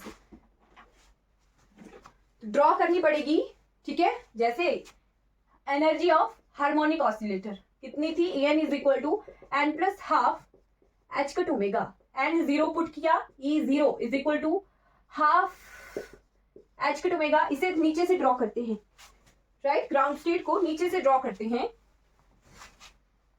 ये ऐसे, n equal to zero, E zero is equal to half h cut omega, right. फिर एन इक्वल टू 1 पुट करें अगर, तो E is equal to 3/2 h cut omega, right. Second excited state, n equal to 2, E2 is equal to 5/2 h cut omega. अगर n put करूं मैं 3, E3 is equal to 7/2 h cut omega. तो ये जो energies के बीच में gap है, गैप बिटवीन एनर्जी, तो ये कैसे आएगा, E1 माइनस E0, यहाँ पे E2 minus E1, E3 minus E2 ऐसे आएगा। तो देख लेते हैं, 3/2 minus half h cut omega, that is equal to 2 h cut omega है, is it h cut omega, हाँ बिल्कुल h cut omega. 5/2 minus 3/2, 2/2 h cut omega, हाँ इनके बीच में, एनर्जीज के बीच में एच कट ओमेगा का डिफरेंस होगा, राइट, एच कट ओमेगा का डिफरेंस होगा। अब सेकंड आता है half harmonic oscillator, right. Exam में फुल हार्मोनिक ऑसिलेटर की बजाय अगर पूछ लें हाफ हार्मोनिक ऑसिलेटर,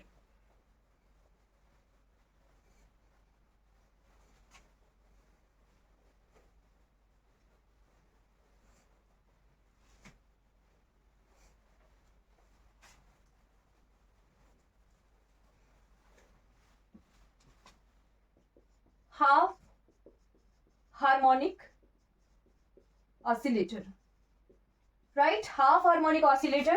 तो हाफ हार्मोनिक कैसे, जितना बनाया था उसका आधा जो है हाफ हार्मोनिक ऑसिलेटर होगा। तो एक तरफ जो है हम एक इनफाइनाइट पोटेंशियल ले लेंगे, जिसमें है पोटेंशियल की वैल्यू कितनी होती है, इन्फिनिटी होती है, हमें पता है, राइट। और ये क्या है, x इक्वल टू 0, राइट, ये क्या है, इनफाइनाइट पोटेंशियल वेल है। और यहाँ पर हाफ हार्मोनिक ऑसिलेटर हमारा बन गया, राइट। यहाँ पर ये एनर्जी है, Vx कितना होगा यहाँ पे, half m omega square x square, ये तो हमें पता है, बट ये हाफ रीजन में ही होगा। ये फर्स्ट रीजन है और ये सेकंड रीजन है। अगर लिखना हो वेव फंक्शन, तो जहां पर v इनफाइनाइट होता है उसमें वेव फंक्शन की वैल्यू 0 होती है, ये हमें पता है, राइट। यहाँ पे En की वैल्यू भी पता है हमें, En is equal to n square pi square H cut square upon 2m a square, ये निकाल के आए हैं हम इनफाइनाइट पोटेंशियल वेल में। अब यहाँ पे जो जितना भी हमने निकाला था उसका हाफ हो जाएगा, राइट। बट यहाँ पे क्या होगा, किसके लिए ग्राउंड स्टेट कितनी होगी, तो ग्राउंड स्टेट इसके लिए होगी हमारे पास 1 कैट जो है इसके लिए ग्राउंड स्टेट रहेगी।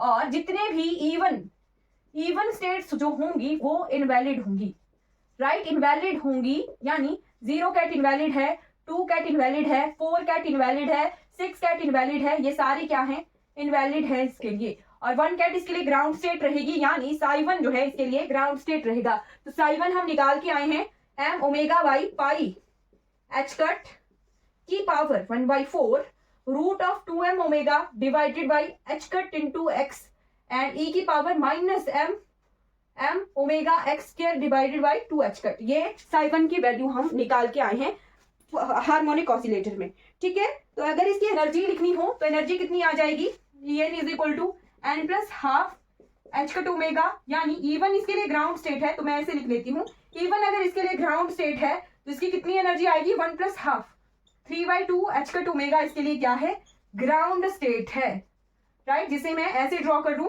तो E2 इसके लिए कितना होगा, तो E2 नहीं होगा, इसके लिए E2 इनवैलिड होगा, E3 इसके लिए वैलिड होगा, जो कि निकल के आएगा 7/2 h कट ओमेगा। और यहाँ पर जो गैप होता है Eg, एनर्जी गैप कितना होता है, यहाँ पर 2 h कट ओमेगा के बराबर होता है।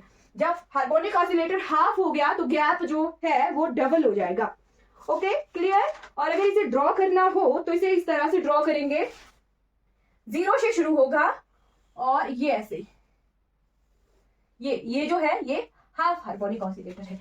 x 0 पर ये 0 हो जाएगा, यहाँ पर x वैल्यू है, अगर ये 0 हो गया तो इसी 0 हो जाएगा और यहाँ पर पार्टिकल जो है हमारा एंटर नहीं कर पाएगा, इतने ही पोटेंशियल में ये मूव करेगा। ओके, तो ये हमारे पास हाफ हार्मोनिक ऑसिलेटर कवर हो गया है। हार्मोनिक ऑसिलेटर पोटेंशियल सिस्टम जो है हमने कवर कर लिया है। जितनी चीजें याद करनी है वो इसी बोर्ड पर है और एक पिछले वाली स्लाइड पर जहां पर मैंने सारा करवाया था वो सारा है, राइट। अब यहाँ पर जो ऑपरेटर याद करने हैं वो लिख लेते हैं, operators in harmonic oscillator, right. जो ऑपरेटर्स हमने याद करने हैं यहां से वो लिख लेते हैं।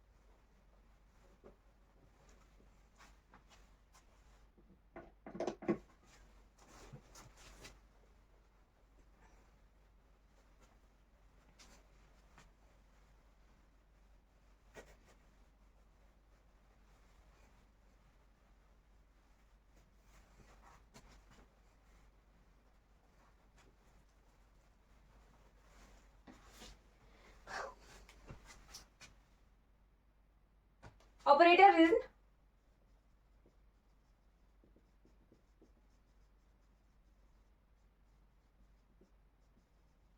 Potential system. 3 ऑपरेटर्स हमें यहां से याद करने हैं। ओके, 5 ऑपरेटर्स हमें यहां से याद करने हैं।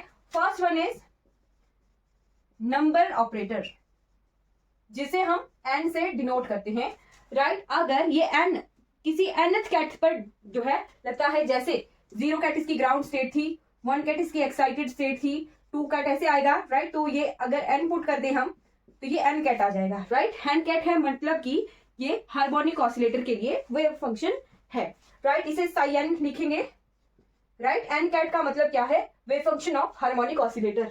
ओके, तो अगर n ऑपरेटर को अप्लाई करते हैं n कैट पर तो ये आता है n, वही सेम वेव फंक्शन आ जाएगा, राइट। यानी n ऑपरेटर अगर अप्लाई हो साई n पर तो वेव फंक्शन में कोई चेंज नहीं होता है, यानी n साई n क्या है, साई n जो है आइगन फंक्शन है n ऑपरेटर का। Okay, clear. वेव फंक्शन में कोई चेंज नहीं हुआ, यानी साई n क्या है, वेव फंक्शन है n ऑपरेटर का। सेकेंड हमने याद करना है, second one is rising operator. Rising operator, rising operator को हम ए डैगर, डैगर क्या होता है, ट्रांसपोज और कंजुगेट एक साथ, तो ए डैगर जो है इससे डिनोट किया जाता है राइजिंग ऑपरेटर को।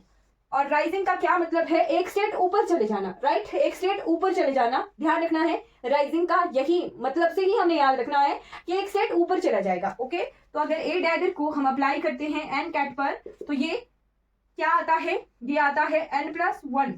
Okay, root of n+1, root of n+1, और हमारा ये कैट भी चेंज हो जाता है, ये भी रेज हो जाता है n+1। यानी ए डैगर को जब हम अप्लाई कर रहे हैं साई n पर तो ये n+1 जो है इसके लिए मेजरमेंट की वैल्यू आ गई और ये साई n+1 आ गया, यानी वेव फंक्शन जो है एक रेज हो गया, तो ये वेव फंक्शन में चेंज आ गया है, यानी ये आइगन फंक्शन नहीं है। Okay, clear. Third one is lowering operator. अब इसी से ही सीख लेना है, लोअरिंग का क्या मतलब है, स्टेट नीचे हो जाना, राइट। तो ए ऑपरेटर है, ए ऑपरेटर जब एन कैट पर अप्लाई होता है तो हमारे पास स्टेट कम हो जाती है, कैट n-1 आ जाएगा, राइट, कैट n-1 आ जाएगा।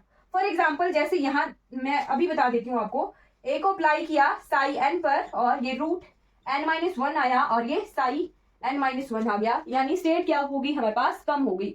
एग्जाम्पल के तौर पर ए डैगर को अप्लाई करते हैं, मान लो हम 2 कैट पर, 2 कैट नहीं 3 कैट पर अप्लाई करते हैं, 3 कैट पर ए डैगर क्या है, राइजिंग ऑपरेटर है, यानी यहाँ पर क्या आ जाएगा, रूट ऑफ 3+1 और यहाँ क्या आ जाएगा 3+1 कैट, ओके, यानी ए डैगर अगर 3 कैट पर अप्लाई करते हैं तो ये आ गया √4 और ये 4 कैट आ गया वेव फंक्शन। वेव फंक्शन जो है हमारा चेंज हो गया, रेज हो गया, है ना। और इसी का उल्टा जो है हम यहाँ लोअरिंग ऑपरेटर में भी कर सकते हैं। जैसे मान लो लोअरिंग ऑपरेटर में हम अप्लाई करें अगर 8 कैट पर, लोअरिंग ऑपरेटर को 8 कैट पर अप्लाई करते हैं तो √8-1 और 8-1 कैट, यानी A8 जो है किसके बराबर आ जाएगा, 7 कैट के बराबर आ जाएगा। क्लियर हो गया। तो ये जो है इस तरह से ये ऑपरेटर जो है काम करते हैं, स्टेट को राइज करना और स्टेट को लोअर करना, ओके। तो इन्हीं राइजिंग और लोअरिंग ऑपरेटर्स की फॉर्म में हम 2 और ऑपरेटर्स को लिखते हैं जो कि हम पहले से पढ़ के आए हैं, मोमेंटम ऑपरेटर और पोजीशन ऑपरेटर।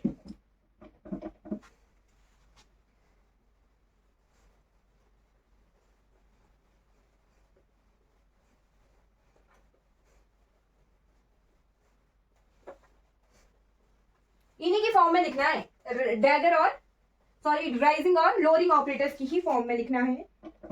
अभी करते हैं,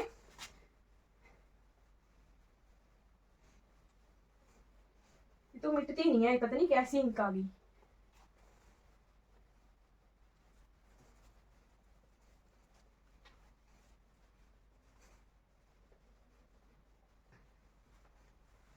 चलो एक्स हम पोजीशन ऑपरेटर लिख के आए हैं, लिख लेना, पोजीशन ऑपरेटर है ये। Position operator in the form of rising and lowering operator की क्या वैल्यू होती है, root of h/2m omega, root of h/2m omega, ये दोनों रूट के अंडर है, और a प्लस a डैगर, यानी राइजिंग और लोअरिंग ऑपरेटर दोनों को ऐड कर दिया, राइट। और फिर है px, क्या है ये हमारा मोमेंटम ऑपरेटर है। जब भी किसी साइन के ऊपर कैप लगी है तो उसका क्या मतलब है, ऑपरेटर है वो। और अगर किसी ऑपरेटर को ऐसे लिख रहे हैं तो ये क्या है, एक्सपेक्टेशन वैल्यू है, इस ऑपरेटर की एक्सपेक्टेशन वैल्यू लिख रहे हैं, राइट। ध्यान रखना, इस तरह से लिखते हैं हम। तो इसकी वैल्यू क्या होती है, इसकी वैल्यू होती है -i/m omega h cut divided by 2 और a minus of a dagger. ये क्या है, पोजीशन ऑफ मोमेंटम ऑपरेटर है इन the form of rising and lowering operator. तो ये लिख लीजिए, ये इंपॉर्टेंट है। ये 5 ऑपरेटर हमें हार्मोनिक ऑसिलेटर से याद करने हैं। तो ये हमारा हार्मोनिक ऑसिलेटर यहाँ पर कंप्लीट भी हो गया, ओके। तो लास्ट कितना बचा, ओके, इसको कवर ही कर लेते हैं आज, फिर कल हम न्यूक्लियर पढ़ेंगे। हार्मोनिक, आज हम ये सारे पोटेंशियल सिस्टम जो है कवर कर लेते हैं, कंप्लीट हो जाएगा ये पोर्शन हमारा, फिर कल न्यूक्लियर पढ़ेंगे, राइट।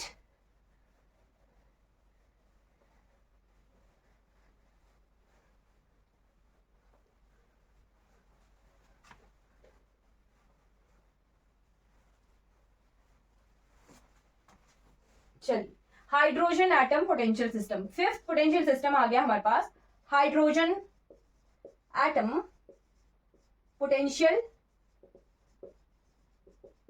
सिस्टम, ठीक है, hydrogen atom potential system.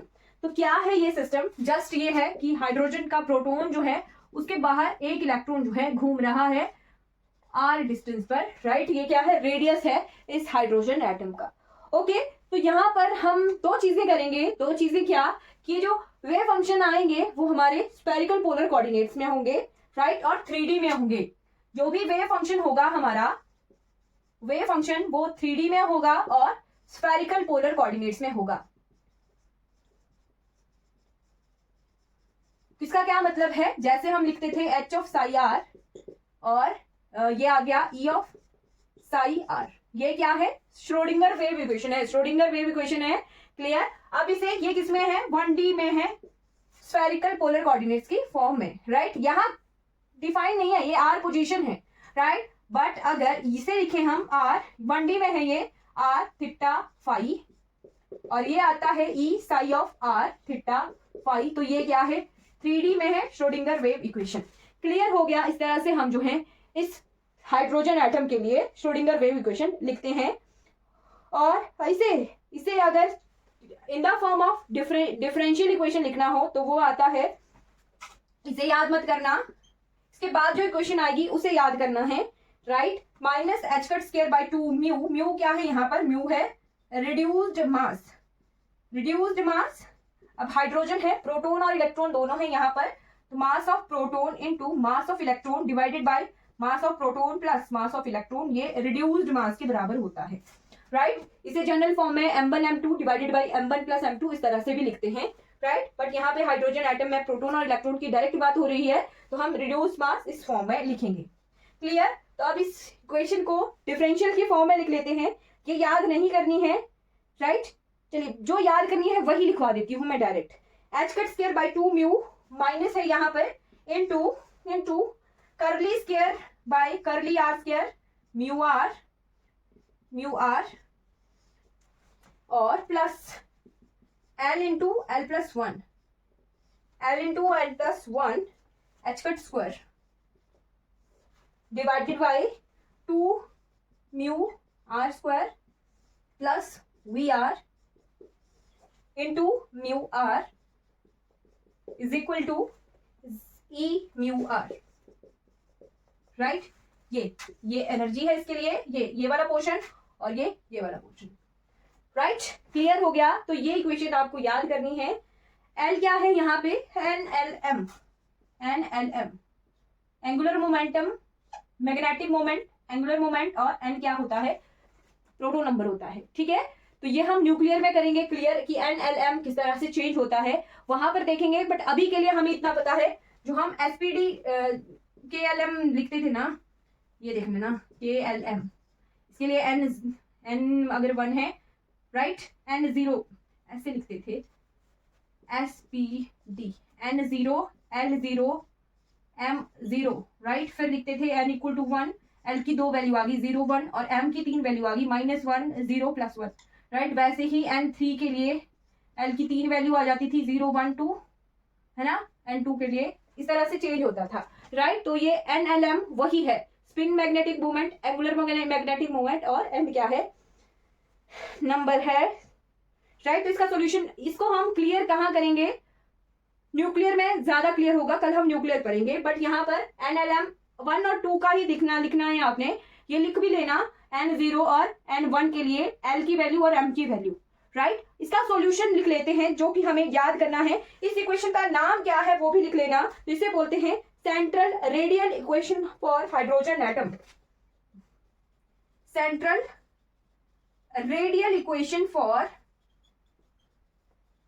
Hydrogen atom, right. ये 1D में है, पहले 3D में आती है, राइट। उसे हम फिर से रिड्यूस करते हैं और ये 1D में आ जाती है, तभी मैंने ये एरो 1D से लगाया कि सिर्फ और सिर्फ R पर डिपेंड कर रही है ये इक्वेशन, राइट। 1D में है, सेंट्रल रेडियल तभी इसके लिए लिखा गया। और इसके लिए वेव फंक्शन लिखना है, राइट, जो कि याद करने का है। एक ये इक्वेशन और सेकंड वेव फंक्शन याद करना है।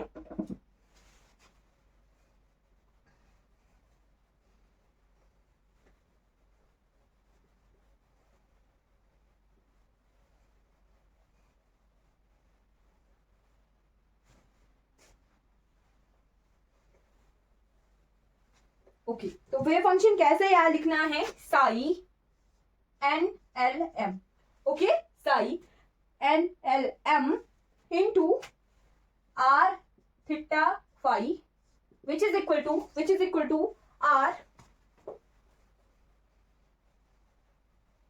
जो रेडियस है, R NL, N इसके पैरों में, L इसके सर पे, NL अगर L ऐसे भी लिखा है कोई दिक्कत नहीं है, ठीक है। NL mu R reduce mass, mu R नहीं है यहाँ पे, R ही होगा सिर्फ, R डॉट Y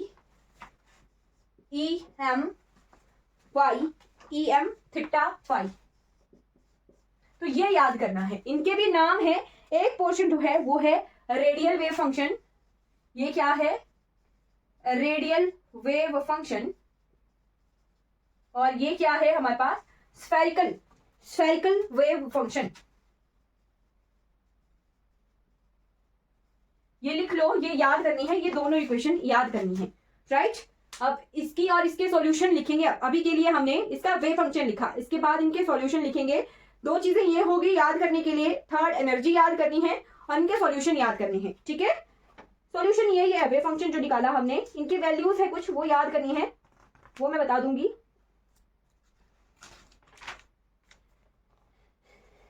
जो वेव फंक्शन आते हैं उनकी वैल्यूज लिखनी है हमने थोड़ी सी, वो याद करनी है। चलिए ये लिख लिया होगा, पॉज करके लिख लेना, ठीक है। मिट्टी नहीं रहा आज। जैसे हमने साई 0 और साई 1 की वैल्यू निकाली थी ना वो याद करने को कहा था, वैसे ही हम इसकी स्फेरिकल रेडियल वेव फंक्शन और इसकी स्फेरिकल वेव फंक्शन की कुछ वैल्यूज हैं उनको याद करेंगे डायरेक्ट। और एनर्जी,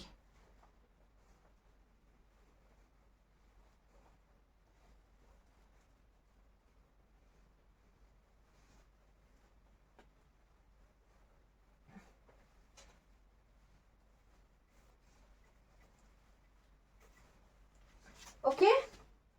तो एनर्जी के लिए लिख लेना, ये डायरेक्ट है En is equal to -13.6 electron volt divided by n square. n क्या है? नंबर ऑफ प्रोटॉन है, ये सिर्फ और सिर्फ हाइड्रोजन एटम के लिए है। n की वैल्यू 1 हो जाएगी तो ये 13.6 इलेक्ट्रॉन वोल्ट हो जाएगा, ये हाइड्रोजन के लिए। बट इसे जनरल फॉर्म में लिख लेना आप, हाइड्रोजन के लिए -13.6 इलेक्ट्रॉन वोल्ट हो जाएगा E1, राइट, ठीक है। अब En ऐसे लिखना आप। और हाइड्रोजन लाइक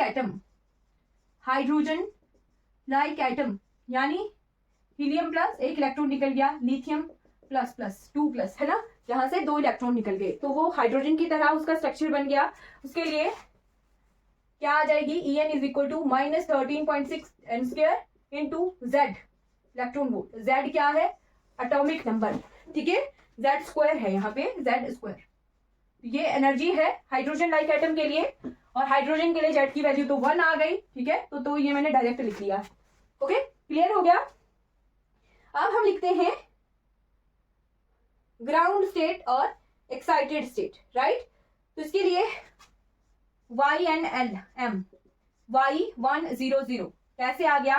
N 0 है, L 0 है, M भी 0 है, तो ये क्या है? इसके लिए ग्राउंड स्टेट, राइट। और एक्साइटेड स्टेट यहाँ पर 4 आ जाएंगी, ठीक है। 4 कैसे आ जाएंगी? जैसे साई n L m, तो साई n 0 n1 L की वैल्यू आ गई 0 1, M की भी कितनी आ गई? M की वैल्यू आ गई -1 0 +1, राइट, ठीक है, ठीक, राइट, ओके। यहाँ पे n इक्वल टू 2, 1 नहीं पुट करना, n इक्वल टू 2 पर पुट करना। ये n1 है, n0 नहीं होता, n1 होता है, ठीक है, n1 होता है, 0 2 n-1 होता है l, तो तभी आ गया ये 0, राइट। 1 - 1 0 और m इक्वल टू 0 ही है। ये कैसे वेरी करता है? -L 2 + L, right. n equal to 2 के लिए कितनी स्टेट्स आ जाएंगी? 0 1, है ना, और m की वैल्यू 0, फिर m की वैल्यू -1, m की वैल्यू +1, ठीक है। तो ये किस तरह से आ जाएगा? साई 2 0 0, फिर साई 2 1 1 0, ठीक, फिर साई 2 1 1, फिर साई 2 1 -1। ये 4 जो हैं वे फंक्शन आ जाएंगे फर्स्ट एक्साइटेड स्टेट के लिए, ये लिख लेना, ठीक है, क्योंकि L N L M के साथ वेरी करेंगे ना वे फंक्शन, तो इस हिसाब से जो है हमारी वैल्यूज चेंज होगी। और इनके लिए एनर्जी लिखनी हो तो E1 कितना था? E1 -13.6 electron volt and value n equal to 1। E2 के लिए E2 is equal to -13.6 by 4 electron volt, right, n2 आ गया 2 स्क्वायर, राइट। तो इस तरह से इनकी एनर्जीज हमने लिख ली, एनर्जीज भी लिखी है। चारों क्या है? डिस्क्रीट वेव फंक्शन है, क्लियर। ये भी लिख लेना, ये भी कई बार एग्जाम में आ सकता है, आपको बोलते हैं साई 200 क्या है, तो फर्स्ट एक्साइटेड स्टेट है हाइड्रोजन एटम के लिए। साई 210, साई 211 और साई 2-1, ये चारों क्या है, फर्स्ट एक्साइटेड स्टेट के वेव फंक्शन है, वेव फंक्शन है। ये NLM के साथ ये वेरी कर रहे हैं, तो इसकी NLM के अकॉर्डिंग चार जो है वैल्यूज आ रही हैं वेव फंक्शन की। राइट, क्लियर हो गया। अब हमने रेडियल वेव फंक्शन और स्फेरिकल वेव फंक्शन की वैल्यूज भी लिख लेनी है, जो कि जनरल इक्वेशन में थी वेव फंक्शन की। इसे में मिटाने में देर लग रही है ना, इसको मैं ऐसे ही छोड़ दिया। Right, psi NLM R theta phi कितना था, RNL R and YEM R, R नहीं थीटा और फाई, ये था हमारे पास वेव फंक्शन। और हमने RNL R को क्या बोला था, रेडियल वेव फंक्शन, जिसकी क्या वैल्यू है डायरेक्ट याद करनी है, जिसकी वैल्यू है okay R first excited state के लिए N1 होगा, L0 होगा। राइट, ग्राउंड स्टेट के लिए तो R क्या होगा, N की वैल्यू 1 और L की वैल्यू 0। तो इसके लिए कितनी है, ये है हाँ 1/√पाई A0 क्यूब इंटू E की पावर -R/A0। राइट, ठीक है। और फिर है ग्राउंड स्टेट भी लिख लेना यहाँ पे, साई 100, ये क्या है, ग्राउंड स्टेट है। ग्राउंड स्टेट के लिए हम रेडियल वेव फंक्शन और स्फेरिकल वेव फंक्शन लिख रहे हैं। राइट, तो साई 100 की भी वैल्यू फिक्स है, कितनी है 1/, ओहो ये मैंने ये गलत लिख लिया, ये ग्राउंड स्टेट के लिए था 1/√पाई A0 क्यूब, और यहाँ पे क्या था, R की पावर E की पावर -R/A0, ये था, इसकी वैल्यू थी। और R की क्या वैल्यू है, 2/A0 3/2, E की पावर -A/R0। ठीक है, फिर है हमारे पास YEM थीटा एंड फाई, जिनका नाम है spherical wave function. Spherical wave function, इसका और भी नाम है, इसे स्फेरिकल हार्मोनिक्स के नाम से भी जाना जाता है, स्फेरिकल हार्मोनिक। और इसकी वैल्यू है Y00 ग्राउंड स्टेट के लिए 1/√4पाई, 1/√4पाई। और जनरल एनर्जी की इक्वेशन भी लिख लेना, En is equal to -13.6 n² into Z² electron volt. ये क्या है, हाइड्रोजन एटम के लिए, हाइड्रोजन एटम के लिए एनर्जी है। तो ये तीन वैल्यू याद रखनी है, एक वेव फंक्शन, चार ये ही याद रखना है हाइड्रोजन एटम के लिए, 1 2 3 4 and 5th one is energy. Clear. अब लास्ट आता है, यहाँ पे कुछ ऑपरेटर्स भी होते हैं, 2 ऑपरेटर्स हैं, वो भी लिख लो, न्यूक्लियर में भी काम आएंगे, न्यूक्लियर में भी रिपीट होगा वैसे ये operators of hydrogen atom, but यहां भी देख लेते हैं।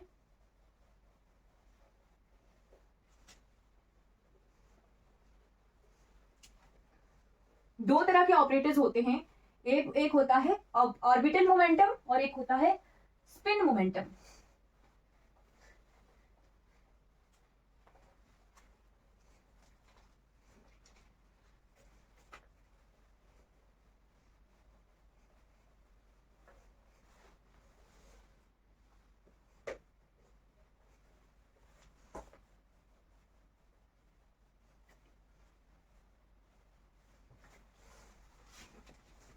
Orbital angular momentum,